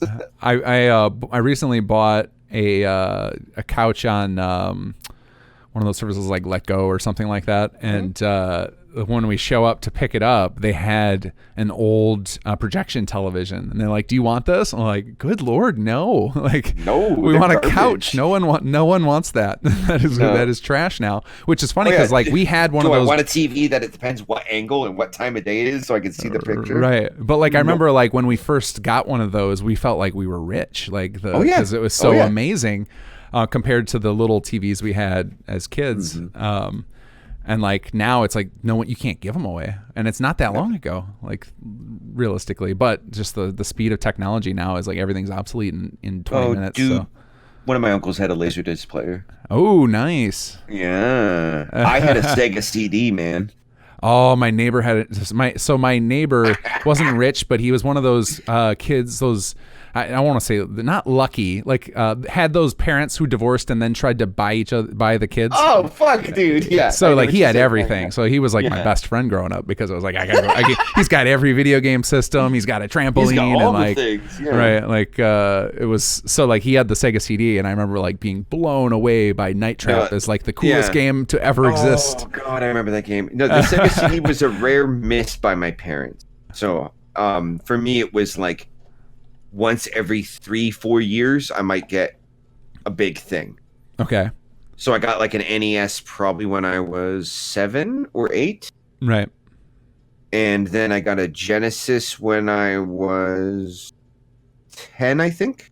Well, that's just like when they get released, right? Like, because it used to be you'd get a new, there was a new system coming out every couple of years. And then my parents bought me the Sega CD when I was 12, and I wish they hadn't. That system was garbage. The title support on it was garbage. They should have just got me a Super Nintendo. But Super Nintendo, it was so good. Oh my god, Super Nintendo was so good. Yeah, I've been tempted to like pick up some of these nostalgia systems, but I just know I won't play them. I don't have the time for it. Dude, I got a nostalgia system that I forgot I owned actually. Okay. It's a PS1, but it's a PSONE. Okay. So it's a smaller version of the PlayStation 1 with a built-in flip-up LED screen. Oh, interesting. You don't need a TV. Oh, so is it handheld? Like, do you? No, it's not okay. portable. But you don't need a TV. Like it's still like it's not portable. But okay, it's portable. It's not handheld. Right. It's like not you can like plug a it in. Switch. You have to plug it in the walls and stuff like that. Yeah. No, but it was awesome. I remember buying this for myself. Now, mind you, PS1 was outdated at the time, but I remember buying this for myself as an undergrad in college. One of my very good friends was from Hong Kong. Okay. And he was like, "Hey, I'm going back to visit my family. Do you want to come?" And I'm like, "When else am I going to be able to go to China and hang out with somebody I know and stay somewhere and have for like free? a tour guide, basically?" Yeah. So I was like, "Yeah, I will go. I will be poor for the next 6 months so to go, And so I went and I spent like 3 weeks in Hong Kong, and oh my god, I was like, look at this stuff. Isn't it neat? Wouldn't you think my collection's complete? And I just had to buy all the tech things. I bought them all, and it was wonderful. But that PS1 was one of the things I bought. That's something I think I'll get into as my kid gets a little older, because I want him to play all the old stuff I played. That's what I anticipate. But like now, my boy's got my old DS. Oh, nice. Yeah, but like my Legend of Zelda Gold Edition was nice. Although my nephews had I gave it to them. I took one of those old original Xboxes, like the ones with the gigantic black controllers. Yeah. And I bought a mod chip for it and put all the emulators on it for them. Oh, you put the mod chip in for them? You're so sweet. They just ate that thing up for like a year, and now they have like the latest, they got an Xbox One and everything. So they have nothing to do with that old thing. Like, give it back to me. Now what you got to do is you got to put that into a game cabinet. Oh yeah, that would be cool. Yeah, old school arcade style. Yeah. I've wanted one of those for a long time. I want, and what I want is one of the big ass ones with like the 6 different positions, so I can get the X-Men arcade game. The amount of time amount of money I spent on the X-Men arcade game. Fuck, it's not. I could have paid for college. The quarters. Oh my lord, that game was rad. All of those type of games, those beat 'em up multiplayer games were my favorite. I could not get enough of them. The Ninja Turtles ones. Who was your favorite X-Men back then? Probably Colossus. I think. Oh damn, me too. Ninja Turtle. Ninja Turtle. I went between all of them. I was like growing up. I was Raphael all the way. Yeah. Then when when I started embracing nerdhood, then I wanted to be Donatello because he's the smart one. Of course. Yeah, I was hardcore Donatello from the start. But yeah. I hear you. So I jumped around between them, but the Turtles games were amazing. The Simpsons one was incredible, so good. Yeah. Where you got to if you sat next to one of your other person, you would do this like team move where you would. Oh, that was so cool. And how long did it take until Final Fantasy put that? What, Final Fantasy 15? That was an option. Yeah. I'm pissed off at a demo I just played. I've fallen out of Final Fantasy. I used to play every single one religiously, and then 8 came out and I hated it. I wanted nothing to do with it, and then I went away for years, came back. 9 was incredible, and then I took a break again, and then everyone since then I've just hated. I haven't touched them since 12 because I was just like 3 in a row. 10 was okay. X2 was garbage. I didn't even like 10. I also hated 12 because I got stuck. It was one of those games where you get to a certain point and you can't leave the dungeon. And the boss was too hard for my characters because I developed them poorly. And so I was literally it was to the point where I had no option. Usually in Final Fantasy, that's a normal trope. You get to a point where you have to grind for a while, and I was used to that. And then you lose all your thing. Yeah. Right, but there's literally a point in 12 where you can't grind and you're just screwed. And I don't think that was intentional game design. I think that was just like it was like they didn't expect. I was probably the only idiot who got in that situation where they're like, well, there's no way this could happen to anybody. Yeah. But this is one of those problems that I have with those open-ended tech trees where anybody can become anything, because it's too easy to build a bad character. And I had this problem with Arcanum of Might and what's it called? Do you know what I'm talking about? That steampunk game? I do. I'm trying to think of what the full name of it is. I think it's Arcanum something. But I had the same problem with that game as I built just really bad characters, and I got to a point in the game where I couldn't proceed, and I was like, this game sucks. Even though now old school RPG fans love it. I think they do. I remember it got high marks at the time when it came out, and it looked Arcanum of Steamworks and Magic of There you go. And I remember it being like it was in the genre I loved at the time, like the old Fallout games and Baldur's Gate and stuff. But that it's $5.99 on Steam. Maybe I'll give it another go one of these days. But I remember it pissed me off royally because I got to a point where my character was so crappy that there's nothing I could do. I think Final Fantasy 12 did that to me too. Yeah. Well, so I picked up the demo for 15 because it was free and I wanted to see if I like it. Right. And first off, don't play 15 unless you have a controller. The keyboard controls are garbage. Okay. But it was one of those things one of the reasons why I like Bethesda games is I can make an idealized, romanticized version of myself or a character I want to be. Okay. And in Final Fantasy 15, you have to be one of 4 K-pop stars. And I'm like, I can't. I played it. I thought the game mechanics were amazeballs. Oh wow! The style of combat was so fun. Yeah. And it was like, you know, because you could do these moves, and then like if I hit this button now, and a buddy of mine's next to me, we'll tag team this move, and it'll look really cool, and it'll do extra damage and effects. I was like, yeah, this is rad, but I have spiky, floofy hair and leather pants. This sucks. You know, like I couldn't get into like I could not, you know, sit here for 200 hours and watch that as the thing that I wanted to play. Yeah, that's fair. And I was like, no, that sucks. I'm not going to buy this game. That's it. Oh, that's interesting that they did the team moves in it, because the only game I remember the team moves in was Chrono Trigger, which is incredible. And I was wondering why they don't. I can't do turn-based games anymore, but the why that feature didn't happen in more games of like the team-based, because it was so fun to like try and so good to come up with all the different combinations, especially in a game like that one where it had like 15 characters or whatever. So it was like fun to try and find all the different combos. And I'm sure there are other games that have done it, but I haven't played them. Yeah. I mean, if you want to go waste 5 hours, just download the Final Fantasy 15 demo. Just get a little taste of that. Yeah. Yeah. Just get a little. Well, because like I definitely don't have it in me to do 200-hour playthroughs anymore. Fuck no. Just don't have the time for it. So that's another thing that's probably inspiring some of the direction of Conqueror of like making quicker plays for Fallout 4, because it's like I don't have 200 hours to commit to one character anymore. You have mini kinggath version 2.0 coming soon, don't you? I do, and we somehow you said this on stream, or I wouldn't have said it. No, I don't talk about it enough. But like we somehow lined it up so that they're gonna have basically the same birthday. So that's.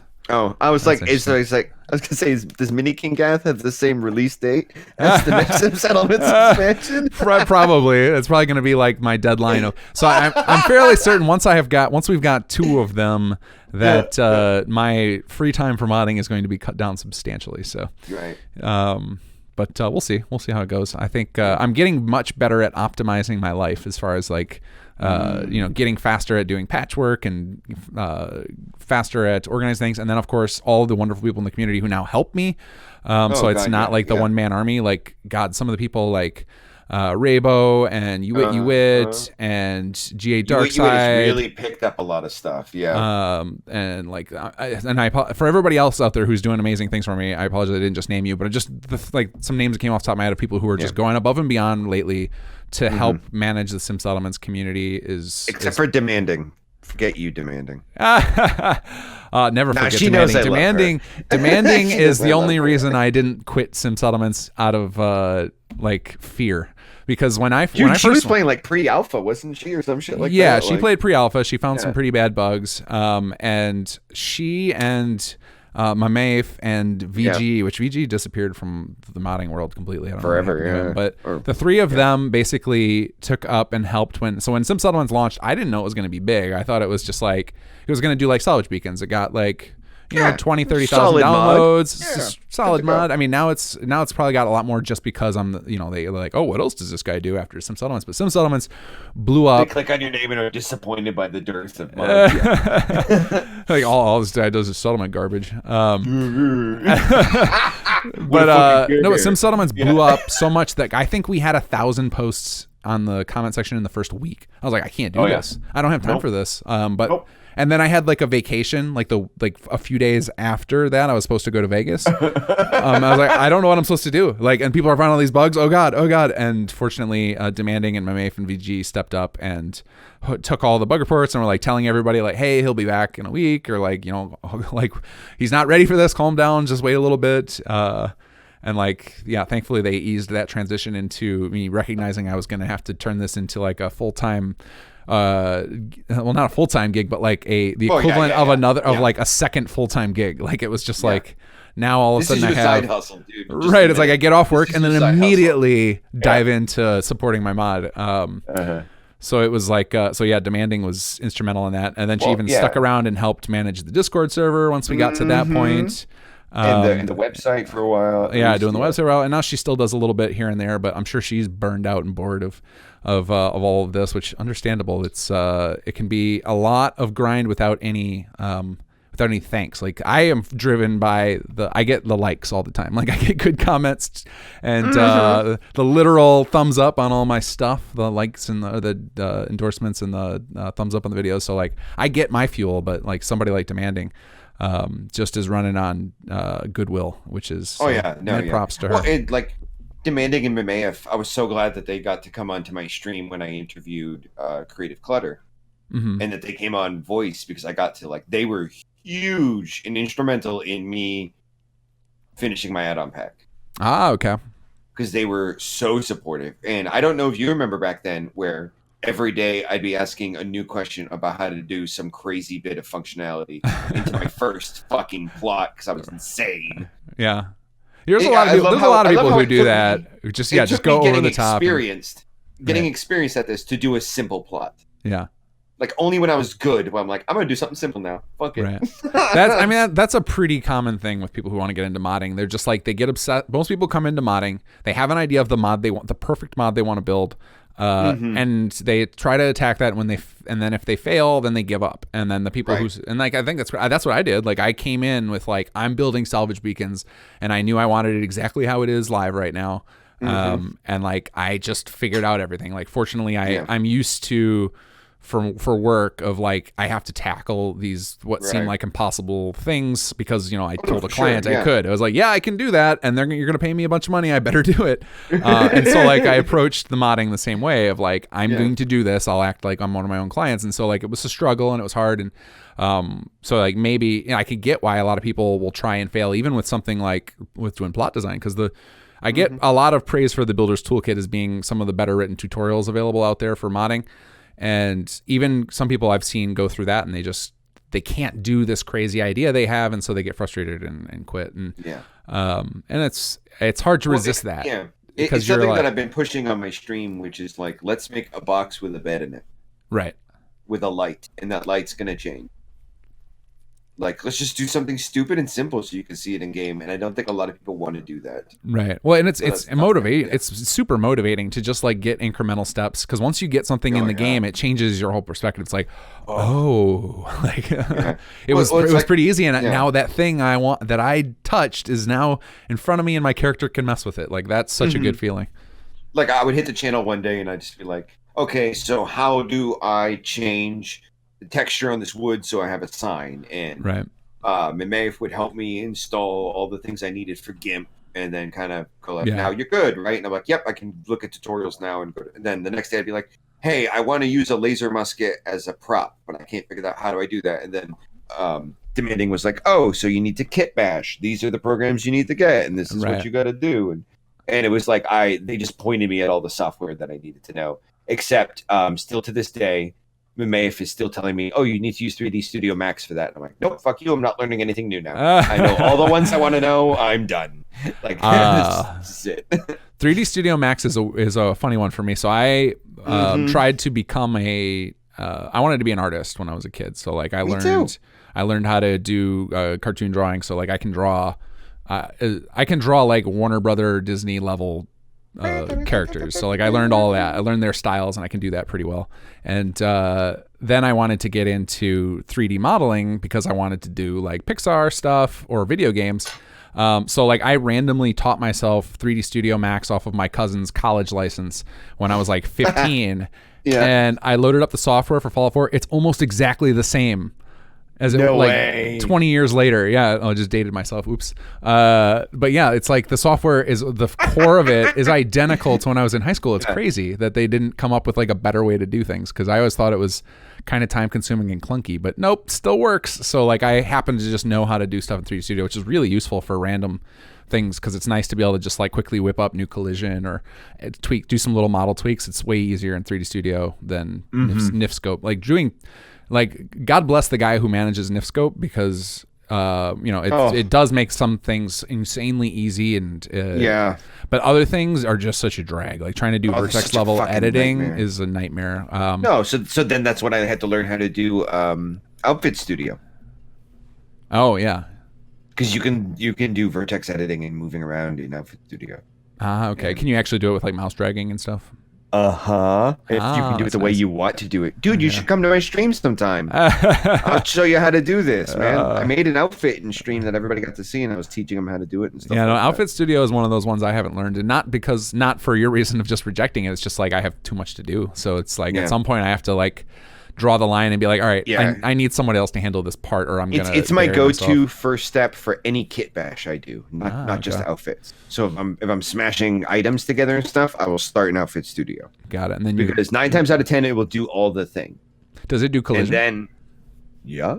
Oh, nice. Or can. It depends on what you import first and what pieces you keep.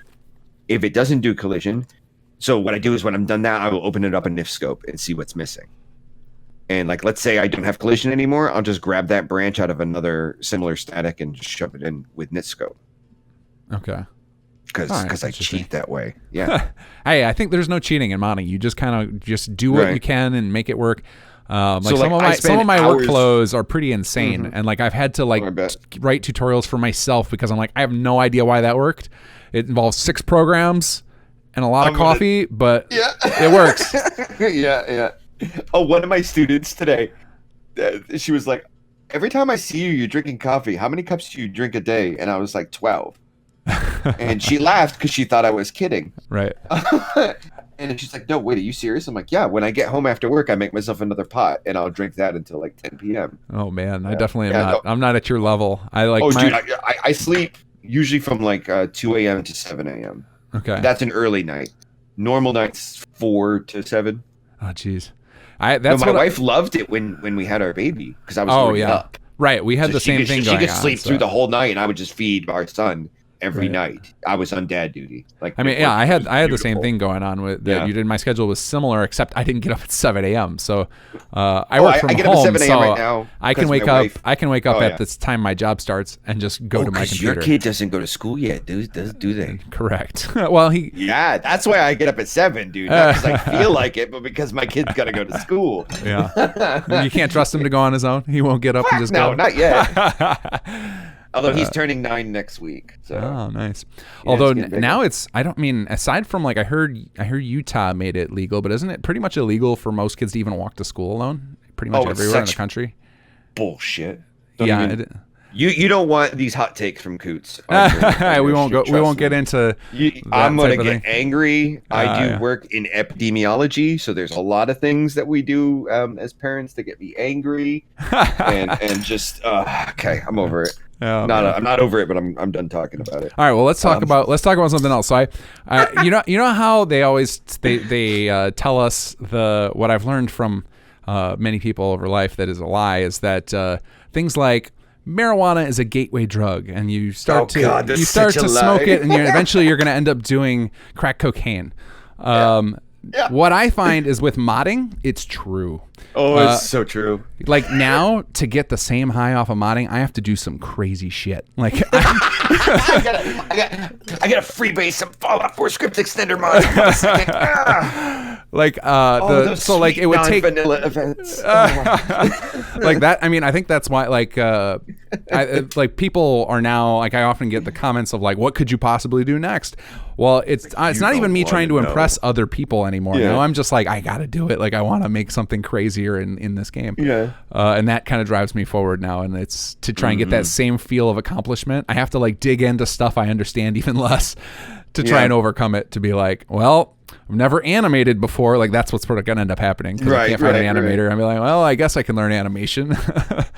They better not suck.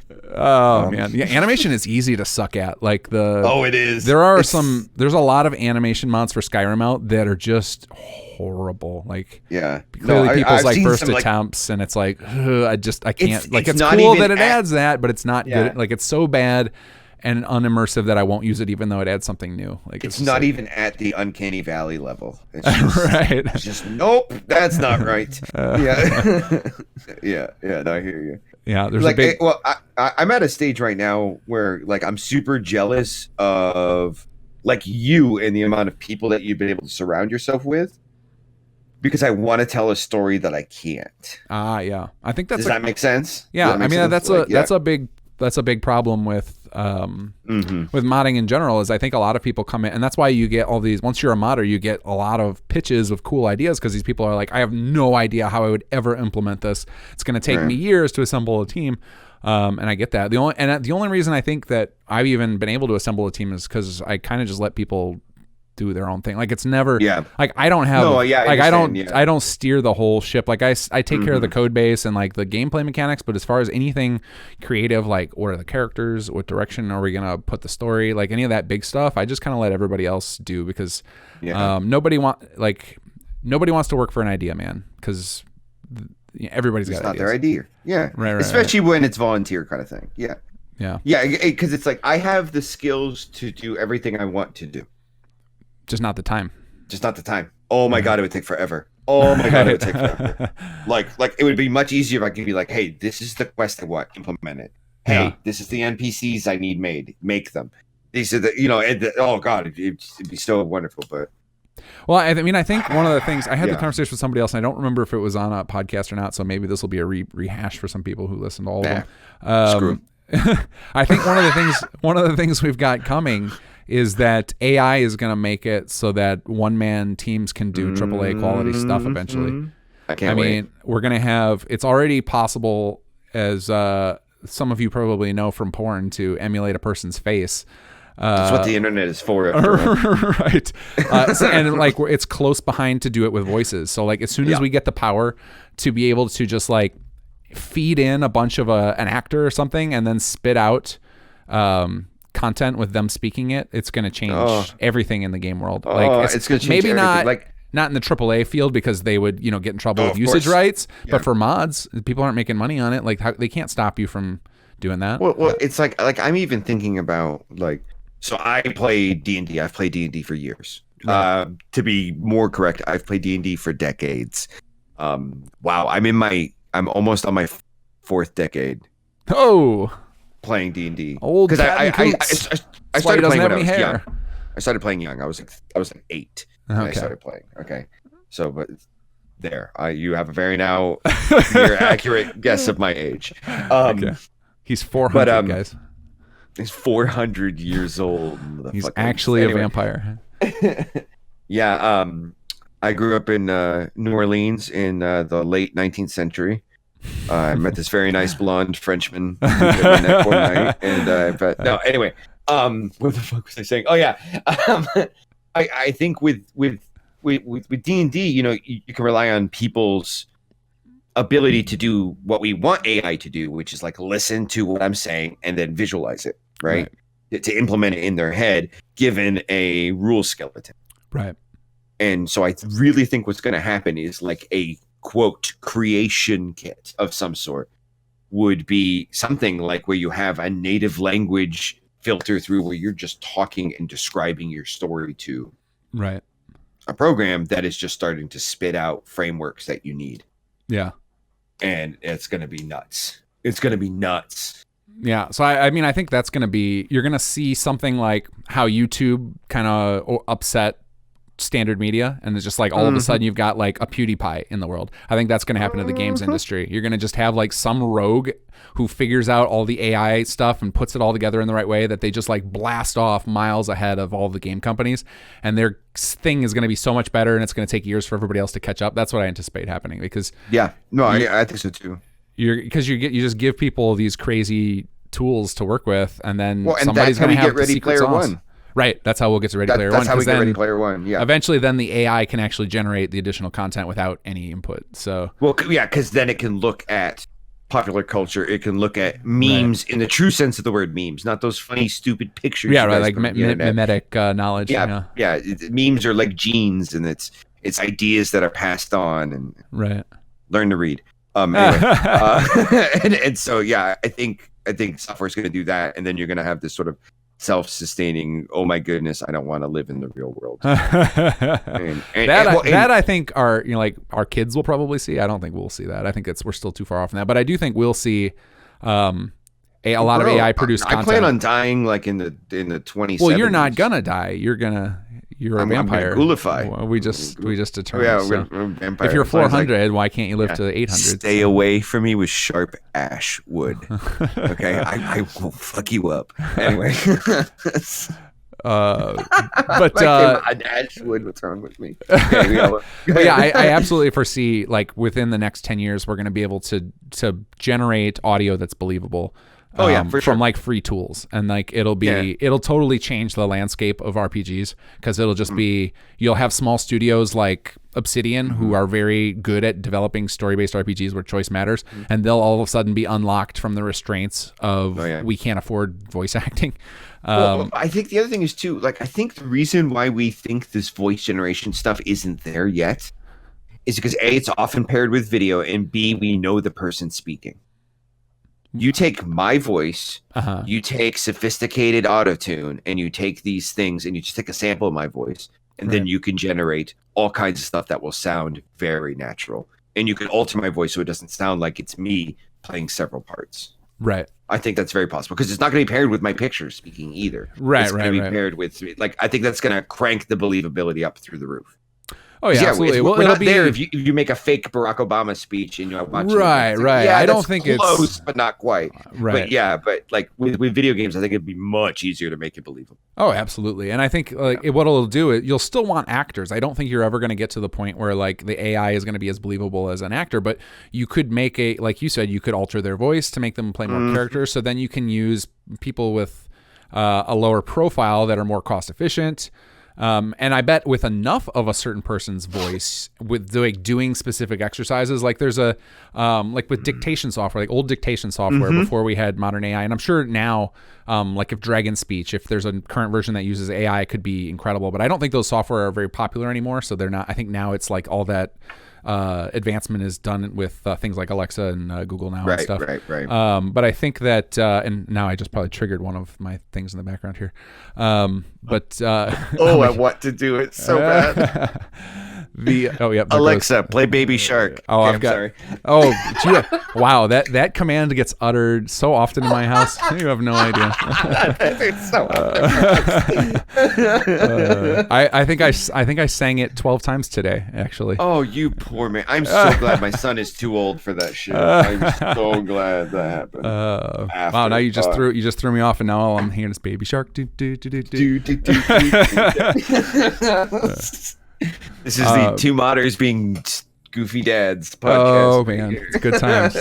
But anyway, I think if you had an actor who could go through, so with those old speech programs, you would read off stuff, and it was designed to teach the way you said different words. I think you could probably come up with a script that not only was to teach it how you said different words, but your emotional levels too. Like say this phrase in anger, say this phrase with feeling sad, and like you could do enough of that, and it could generate a really believable character. And then you would just need a handful of actors to train your system with. I wish I could remember the sentence. I used to DJ for my college radio station way back in the day.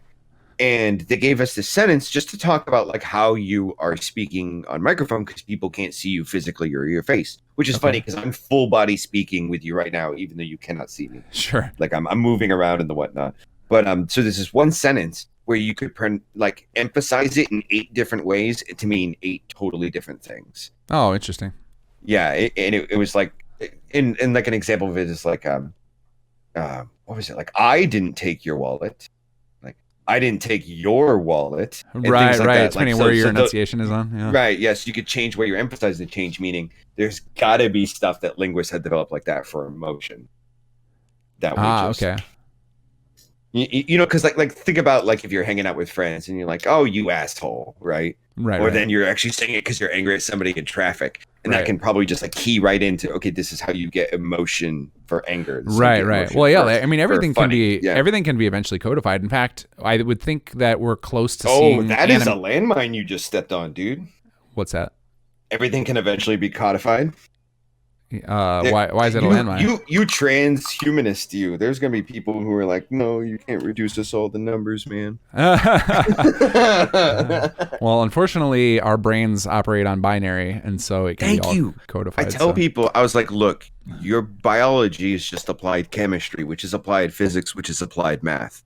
So unfortunately, that is the reality. I understand you better than you do. One of the things, well, actually, this is going real deep into the nerd hole on this. Is one of the things so you know are you familiar with quantum computing, with the concepts behind it? Yes. So one of the things that I've never understood, and I don't know anybody who knows it well enough to explain what they're thinking, but because we think in binary, I don't know how we would ever program to take advantage of a third bit. Yeah, that's to me, that's extremely tricky. If And else, I maybe. think, I don't know if we're capable of thinking in the logical lines that would make that useful. I wouldn't say that the immediate applications are in basic logic structures like that. I think the immediate applications are actually more in a computational sense rather than like, how do I make an if gate work necessarily? Sure. It's more like how you write algorithms. Okay. To find like solutions to complicated mathematical problems, especially ones that use probability distributions. Because like Gotcha. I think like a lot of people think of quantum mechanics, like they think of quanta on like, you know, the various energy levels for particles are at integer values, and then this sort of like, well, I'm not sure what it is because the cat is in the box sort of games, and that's very surface level pop version of a lot of the stuff. That really what it boils down to is like kind of computing on uncertainty, or with uncertainty on location or the whatnot of particles. And the being able to compute natively like that would be really cool. Like, so there's a cool thing. Like if I took, if I made a line in the sand for you and I put 1 rock on one side and 10 rocks on the other, and I would say, make a pile of rocks in the middle of the middle. You would probably put 5 rocks right in the middle. Like that makes sense. Okay. And if I did like 1 and 9, you might be a little confused and try to figure out how to do like a 4.5 sort of thing. Okay. There's a tribe in Africa. Like if you do the 1 rock on one side and 9 on the other, they'll put 3 in the middle, because 1 is to 3 as 3 is to 9. Because they think naturally, they think logarithmically. Interesting. And so when you take people and you try to teach them like more Western mathematics with their way of thinking, it doesn't work none. Interesting. However, their way of thinking is perfect for things like studying differential equations. That's one of those things like I hear about, and it's like, it makes me want to, like, we need to be preserving certain pockets of humans not crossbreeding them into homogeneity that we do. Homogeneity, yeah. Like talk about be normal like me. Oh man, that's interesting. I've never heard that. I have heard of people like having like such innate sense of direction that you can like blindfold them, take them across the world, drop them in the middle of a city, and they can point east, like having never been there in their lives. And a listener can totally correct me if I'm wrong. Like on the actual location, I know people like this exist, and I'm going to attribute it to a subculture of Aboriginals in Australia, but I may be off on this. But basically, they don't really have like a global compass per se. Like you wouldn't say like, oh, it's off to the north. You'd say like, if I'm talking to you right now and north is at my left, I would say it's at like, or, oh yeah, that's what it is. Rather than saying like it's at my left, I would say it's at north from where I am now in my facing. And so they don't never think of things like personally within the context of, is it my left side or is it my right side? It's my left leg, it's my north leg, or it's my southeast side right now. Because it's always in this like more global sense of thinking. Oh, man. And it's just when you find people who think with these different structures, like you think of numbers logarithmically, or you think of directions without your own personal coordinate axes of 0, 0, 0, you just exist on a larger thing. Right. They can do certain modes of thinking about science or mathematics in very fundamentally different ways. And so with quantum computing, it's going to require the experts to be thinking about algorithms in fundamentally different ways. Wow. Because they are more... Because like you and I immediately think, is it yes, no, maybe? And I don't get it. And then I talk to somebody and they're like, no, you have to blah, blah, blah. And then like there's like 5 to 10 seconds in, their voice turns to fuzz and I start to bleed out of my nose. but I know more or less what they're saying. It's like, there's a native way to think about these things that I don't have, but that we just aren't trained to do. And that, and some of it comes down, like obviously with like those, and some of it's biological, but others is probably like trained too, of like, if once you've been trained in a certain way from birth, you think about the world in a different way. So like, I mean, that's why I think we're seeing a lot of that with young people, like the first generations of people who grew up and had an iPad in their hands since the day they were able to lift one, versus like those of us who like, had that thrust on us later in life, is like, you're just your way of viewing certain things is completely different. So it's like my son has never lived in a house with a TV. With a TV? Oh, because you've always just had computers. We've had Netflix and stuff like that, right? Oh, well, you were an early cord cutter. And so, he's only 8. Yeah, I guess I was an early cord cutter.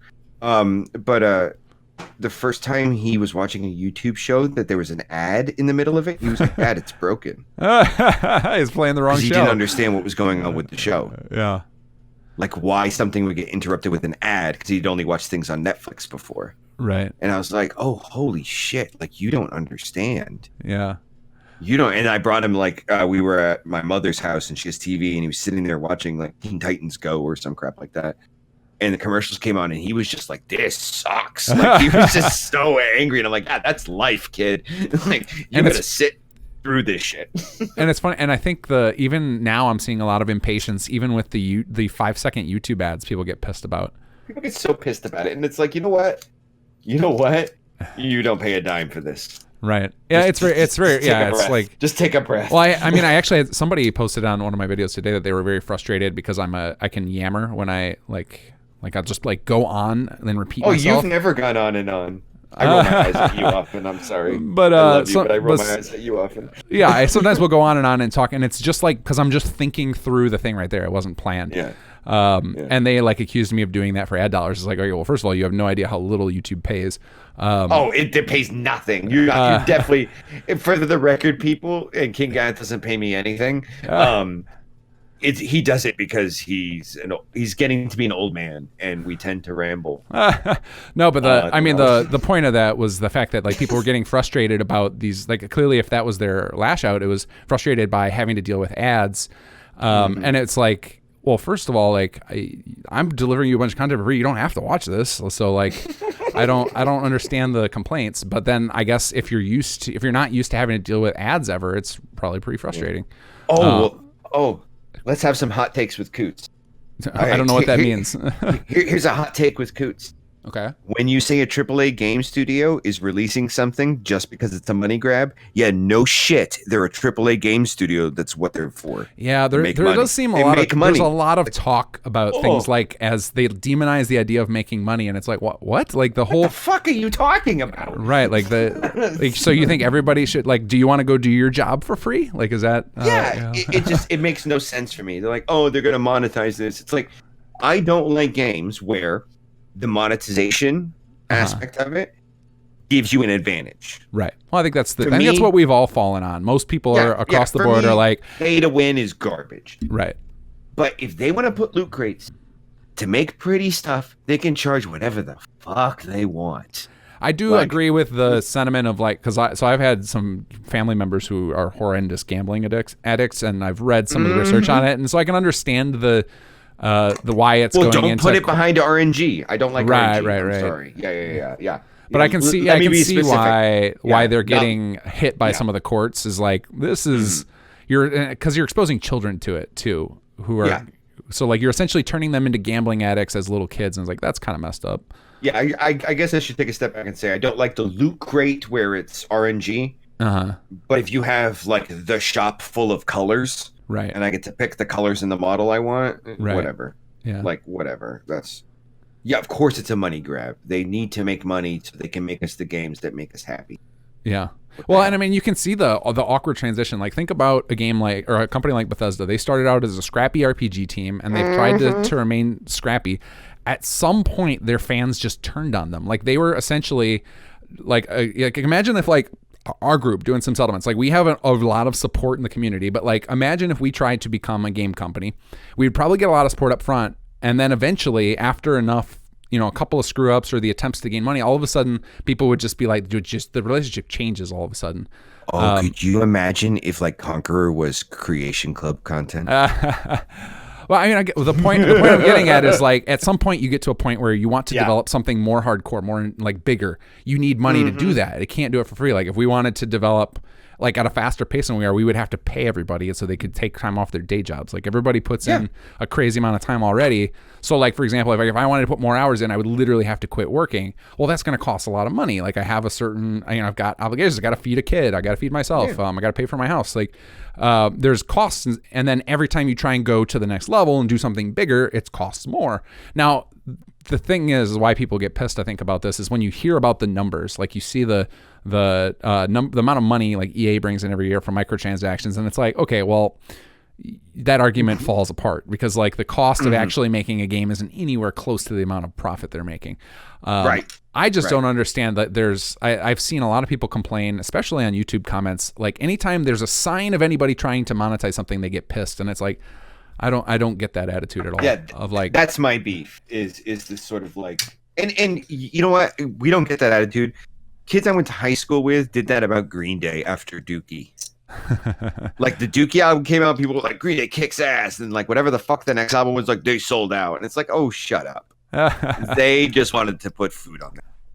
Right. Sure, like, I mean, the whole idea this album sucks, but it's not like they're because they sold out. Well, the whole idea behind entrepreneurialism is essentially you're replacing your like instead of being a scavenger or farmer, like you are delivering some focused good to the rest of the world, and like you need to eat off of that. So like yeah, I don't know what people want, but part of it is probably just because you grow up like people who grew up with the internet, you essentially are used to everything being free. So then like it feels a little, when anyone else is trying to make money, it feels a little bit like they're I don't know. It's like all of a sudden that's not free or something. I don't know. There's got to be some sort of thing there with the psychology of it, of the fact that. Well, I mean, it's definitely been part of the reason like things like the New York Times has struggled so much. Sure. It's because like they wanted to go to online content, but they wanted to put a paywall, and it wasn't that people weren't willing to pay, it's that it pissed people off. And it's such a weird thing. And it's because people were just used to getting news for free. Right. Like, and yeah, it's kind of weird. It's kind of a strange thing going on. So it's like, I mean, eventually you'll get like if people are all turning hostile on the idea of others making money, I think just the bottom will fall out, and then then it's going to become the people that do like this is probably starting to happen among the minds of people at Bethesda, or they're going to start getting the attitude, well, screw them then. Like, well, we're not going to listen to their input because they're going to keep buying our games anyway. And like, they just complain and piss and moan when we do like, I assume that's what happened at EA at some point. They're just like, you know what? Like they keep buying it. Like, whatever. Yeah. Like, okay. Whatever. $90. Okay, internet people. Yeah. Which is bad because then you start get that disconnect between exactly. Yeah, between what people want and what you're actually selling. So that I don't know what the solution is. I definitely think there's a reason that there are anti-dumping laws for corporations. Is like you can't take the fact that you have a massive amount of wealth, go start selling something your competitor does at like basically where you're losing money, and then force them out of business. Like there's a reason that those laws exist, is because that's what would happen. It would just result in super anti-competitive behavior. While all of these internet companies have been able to get away with it, and like no, of course, because we have this. I mean, because it's a hugely deregulated sector of the market, right? Really, like Well, and like I wouldn't have it any other way now that I've lived through it. Like I would never accept a world where like Google tried to charge me per search. Oh my god, I would kill them. But yeah, but do you like remember Ask Jeeves? Oh god, it was garbage. It was garbage. It was so garbage, but that's what I used. It was either that or Yahoo. Yeah. Well, I mean, I don't think we understood what the best one was at first, and everybody just used a bunch of them. It was always like, but you would get different results on each, so it was always like you just try a bunch of them, right? But yeah, like hey so kids, I'm in my late 30s. Yeah, keep going. No, I was just gonna say that I think like that kind of all of a sudden we got used to like having everything for free. It just like warped some psychology against the hustle, which is unfortunate because to me I'm gonna blame Napster. That's the most exciting part of being an adult, is like trying to find ways to take your skills and make them valuable so that you can feed yourself. Like that's the adventure. Word. Yeah. No, it is. And hopefully along the way, like the exercising of your skills is actually something you enjoy too. Right. Like, but like, but then to people to say you're being predatory, it's like, I'm trying to eat, man. Like, I don't get the attitude. And it's like the alternative, if that's how people start to view people trying to make money. The alternative is that we have just like, the government has to feed us. Like that feels weird. Yeah. But anyway, that's getting down into some super political stuff, so we won't go that route. It's too fiery right now. We've been towing the fucking water this whole time. I was wondering. I was like, I wonder how much this is getting edited out. No, we'll leave it all in. I don't want to get into all the. Leave it in. I don't want. Well, it will get left in, but I'm just saying I don't want to go. Yeah, I don't want to go any further because it starts to get into inflammatory stuff, and it's pretty hot in the water right now. Oh no, I hear you. It's hot. Hot takes with Coots. Oh man. Oh yeah. Well, you probably don't mind going into it then if you're a few drinks in and streaming. Yeah. I'll leave it at that. So if you want more hot takes, tune into the Captain Coots Twitch stream. My channel on the things. One of the things I was about to get into when we started talking about codifying things, outside of like. I derailed this hard. Yeah. Oh, that's all right. I love that. But I especially love conversations where I actually remember to go back to the thing. It's rare. But, yeah. Like the next day you're listening and you're like, oh fuck, I wanted to talk to that name. Well, what I was trying to get at with the codifying is that not only will it happen to things like voice, but it could happen to things like movement. So like animations and like the way people move. So then all of a sudden you could have the AI calculating out the animations for characters, and my god, would that be amazing? Because that's probably like one of the more expensive things that goes into game development, and that's why there's like all those fancy mocap suits, because they're a way to try and reduce the cost of like somebody not having to figure it out. Instead, you just record somebody doing it dramatically. Right. So then like being able eventually, and it's probably already started, there's probably some mocap libraries you can already download that would like give you some general notions, but it shouldn't be long before, and I'm sure there's already game studios doing it, where they just take AI, apply it to that to come up with like perfect transitions, and where essentially you would just like plug this thing in and you would like describe the motion or just select it from a few like a few prefabs you can like blend together, and it's just like you just get your animations that way. Well, I mean it's essentially the next step from like sort of like there's a form of animation where you basically are just like you define like the endpoints of a spline and just let this travel this course, and you see like the arm move, but it's not really fluid because it's not connected to the skeleton or whatever. Oh, so, right, like the kinematics and kind of stuff, interpolations and all that stuff. Yeah. Yeah. So well, I mean, that's how a lot of the animation is already done, is like you just come up with like the bulk motions, and then there's software to fill in a lot of the gaps. But I'm thinking that it's not far off if it doesn't already exist. I don't follow enough along with the tools that are available to the latest in game development, but I would not be surprised if there's already an animation library that has like some really advanced blending tools, and like within a version or two, we're going to be seeing like, here's the AI version where you can like take language and turn it into an animation. Yeah. Or analyze footage and then create in-game representation of it instantly. Yeah. How much do you think augmented reality stuff's going to play into the next? I don't know. So I've been trying to get it. So I was a VR enthusiast for a minute, and I like picked up a Vive. It was a hot minute too. And it was really cool at first. Like it like really like blew my mind and gave me that feel of this is the next thing. But then what I found out, and I don't know how much of this is the fact that I just don't game as much, or the fact that this is where I can't draw the line and I'm not sure, or if the technology just isn't good enough to where I'm not drawn into it. Because I played it for quite a while at first, and like I would show it to everybody. Now I don't think about it, and it was like, okay, well, that was an expensive paperweight, but I did get a lot of entertainment out of it when I first got it. But like I had bought it when they announced Fallout 4 was going to be out. Like, oh, I have to play Fallout 4 in VR. And Fallout 4 in VR, like the first time I got to experience a city plan in there, like blew my mind. Like it's so crazy to see my work at life size. Like the scale is really the impressive part of VR. I'll tell you what, in order to help you parse this, just send it to me. And I'll let you know. I'll just let you know. Okay. Yeah. Sorry. So I keep meaning to try and get back into it, but I'm not drawn to it, and I tend not to force myself to do a lot of stuff because I have to force myself to go to work every day. I'm not going to force myself also to deal with entertainment that I'm not drawn into, which is why I quit 76. I wasn't like being pulled in, and so like it's like, well, there's other stuff that is pulling me, so why spend my time dragging myself to do something that I'm not excited about? And VR kind of has that feel to me right now, where it's like I'm never excited to do it because it's just off in a bunch of different ways. So like the graphics aren't particularly wonderful in there because they've got to get things up to 90 FPS, which is pretty tough on the hardware. And then the like motion controls aren't all perfect in the games, and like you don't have your full body in there. So there's like all these little things that just are like not quite right compared to what I can do in games I'm used to. You want immersive first-person view in VR? Yeah, I want like crazy immersion in there. Like I want Ready Player One. Instead, I've got like I mean, it's it's better than any other attempt at VR we've had in our past. Like like Game Boy VR or some of these like the cardboard headsets they've got now. I'm just ready for my brainstem tap there and just plug in.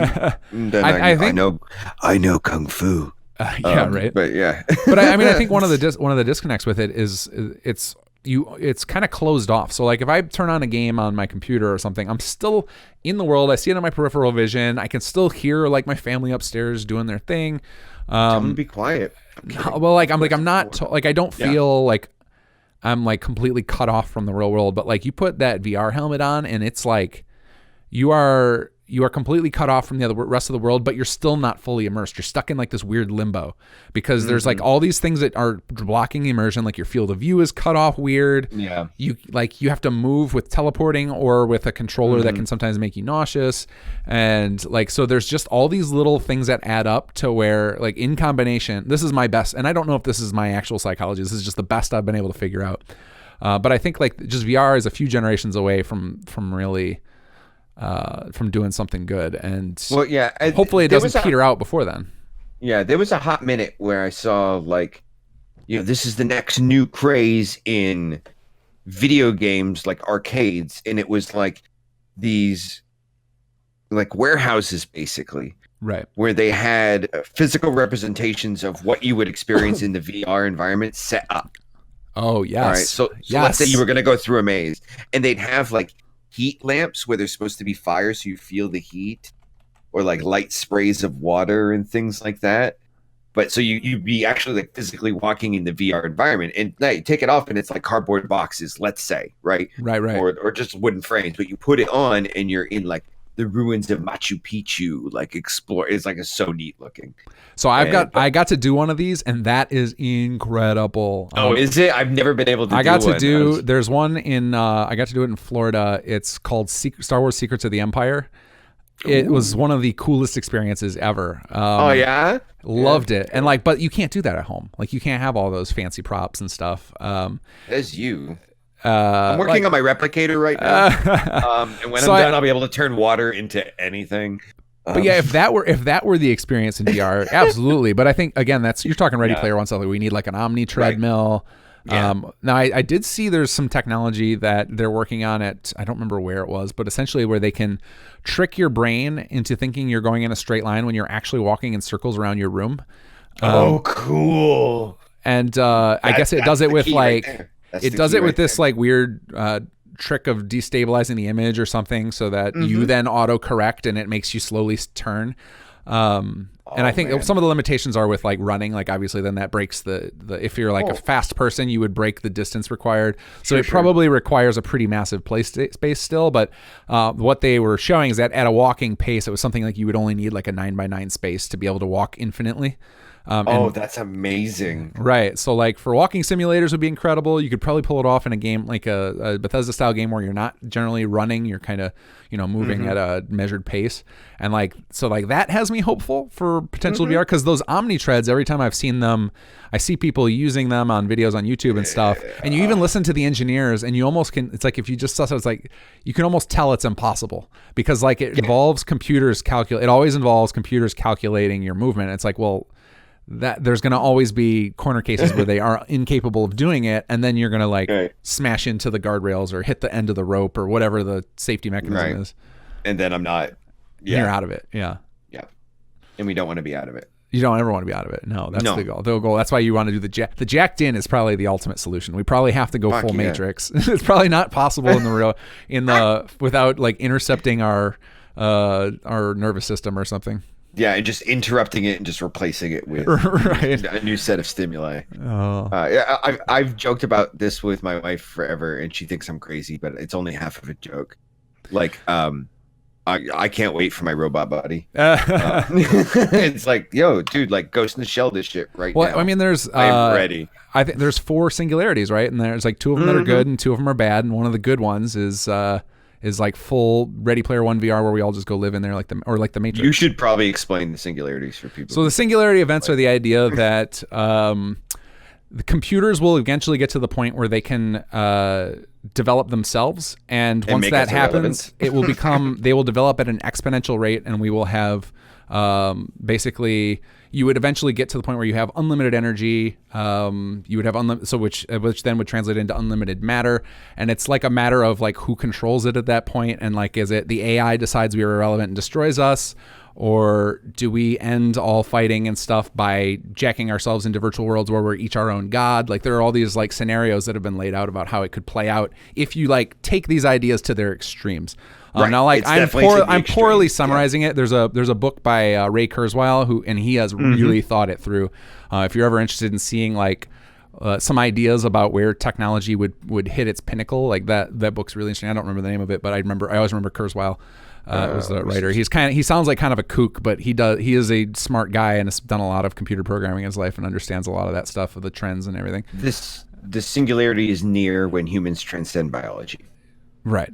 And like as soon, and we're getting close to that point of where we can let AI develop itself. And like then it'll just be like we'll hit Moore's law forever. It'll just be like the computer will never stop at that point.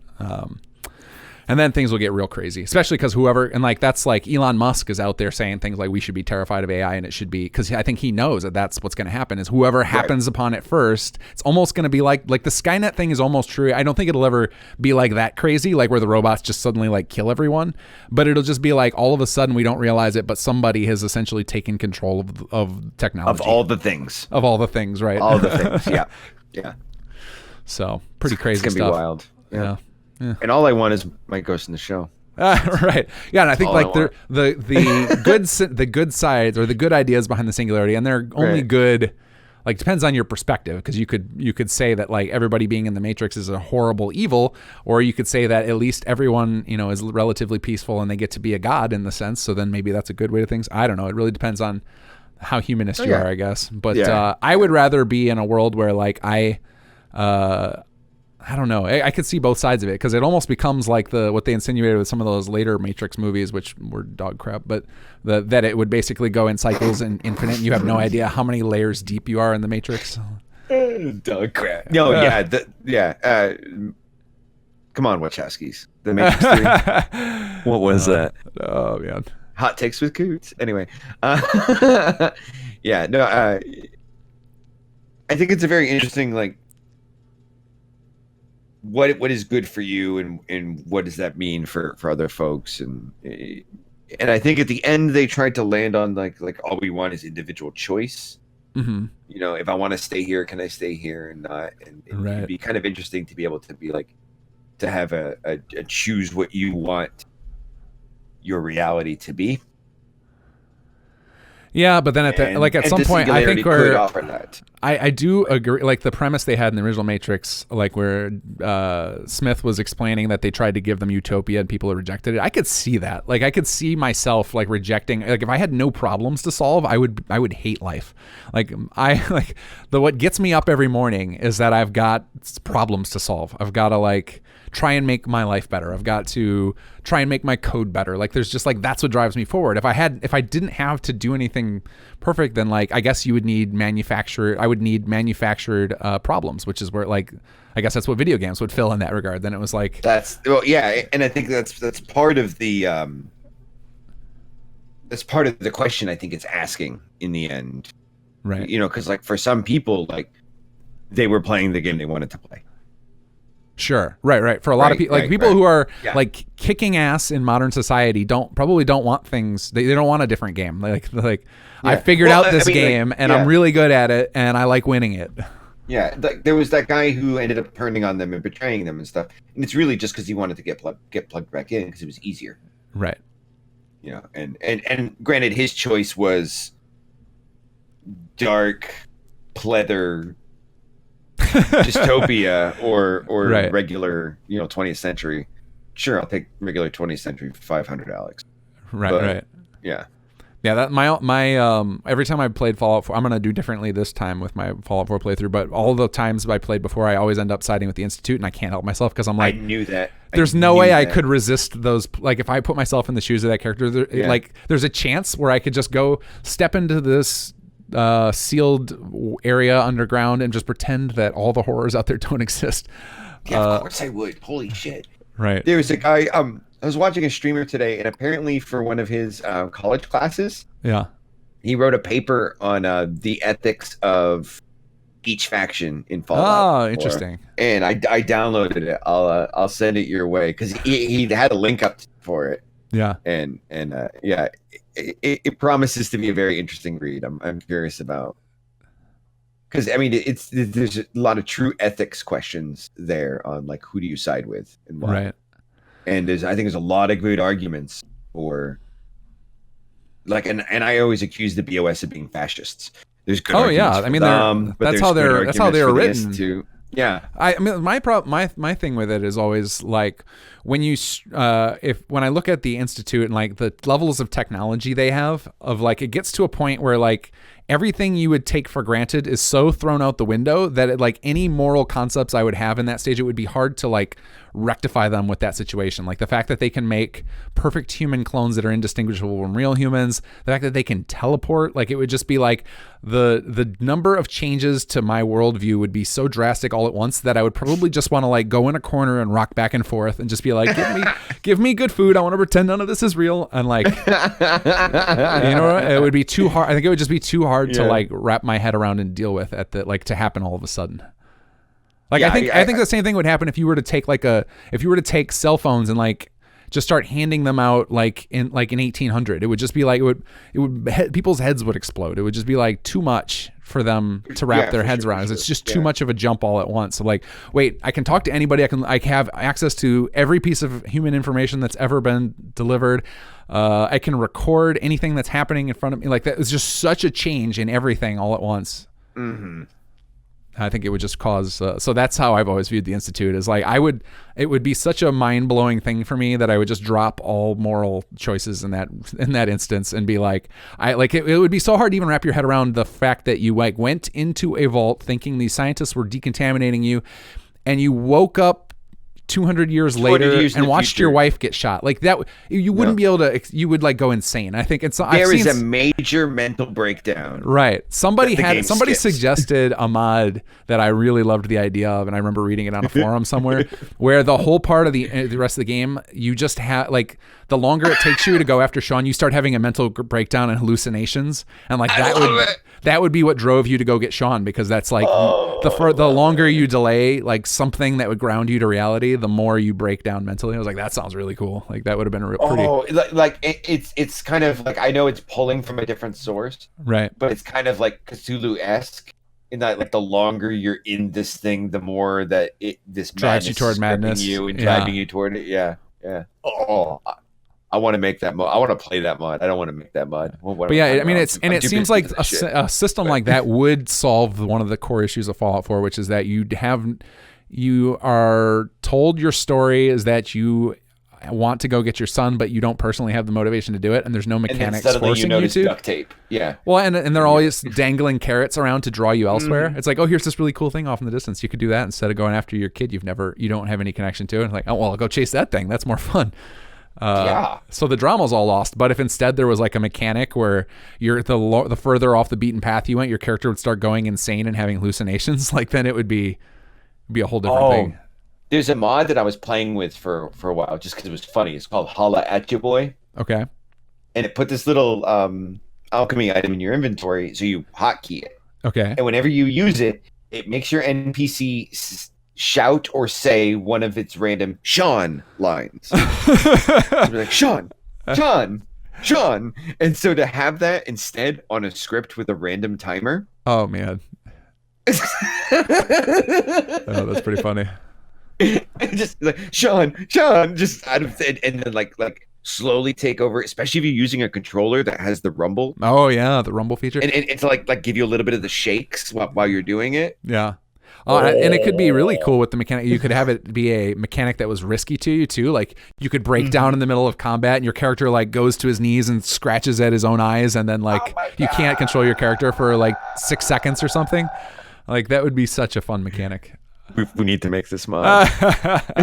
Animators, we made a call for you earlier. We need you real bad. More animations for that, real bad. Yeah, because that is not doable with what we have. Right. Oh man. But yeah, that could be a lot of fun with it. Oh, that would be. That's one of those like I'm playing through once. Oh, right. Fuck. Make it roguelike. Oh yeah, there you go. Well, I mean, so we're kind of pushing. We're kind of pushing Fallout that direction. Wake up. Yeah. Like on any death, you re-wake up, and depending on the nature of your death or whatnot, in like an alternate start sense, it places you back at the beginning, and there's a box, and that Oh, box has some stuff from your previous playthrough. What? Oh, here's how we do it. We make it so that you just wake up as a new copy of a synth with the same. Yes, this is a mod right here. This is a mod. This is awesome. Because yeah, you just get 3D printed, and then like they probably do something where those people to like prevent, like they don't. I bet those synths never remember the part where they're walking out of the pool, and you get left like at a new random starting location with a care package, and that care package is stuff from your previous iteration. Sure, and then they're trying to test, and they set some sort of timer where your memory, right? Yeah, they're trying to test the memory wiping ability and all this stuff to see, would having objects from your previous iterations trigger things, right? From that ghost that's in your shell. Oh my lord, I want to play this game. Sounds like fun. You can make it real psychological. Yeah. We've just rewritten Fallout 4 for you guys. You're welcome. Yep. Bethesda, you're welcome. Checks, please. We'll be the primary authors of Fallout 5. Okay, thanks, bye. Although we've already told them our story, so we've blown our load a little bit there. Oh, well. All right, man. Well, I think we could go down this. We could go down this rabbit hole for quite a while. This is all getting released, every minute of it, all 3 hours of it. Oh my lord! But wow, we've been talking for a while. Yeah, we need to call it. We've got some modding to do tonight. Why is it so easy to talk to you? I'm told it's because of my soothing voice. I really find it's your humble unassumingness is what it is. All right, man. It's been awesome talking to you. Thank you, Captain Coots. Everybody go check out his Twitch channel. We'll link that below. I don't know about you, but I still got a couple hours of modding left in me, so I'm going to go make some stuff. Yeah, I got to do something special for you cats and kittens in the next big sim settlement stuff, so I got to work on that project. Awesome. Well, thanks for joining me, and we'll catch you later. See you, bud. Take care.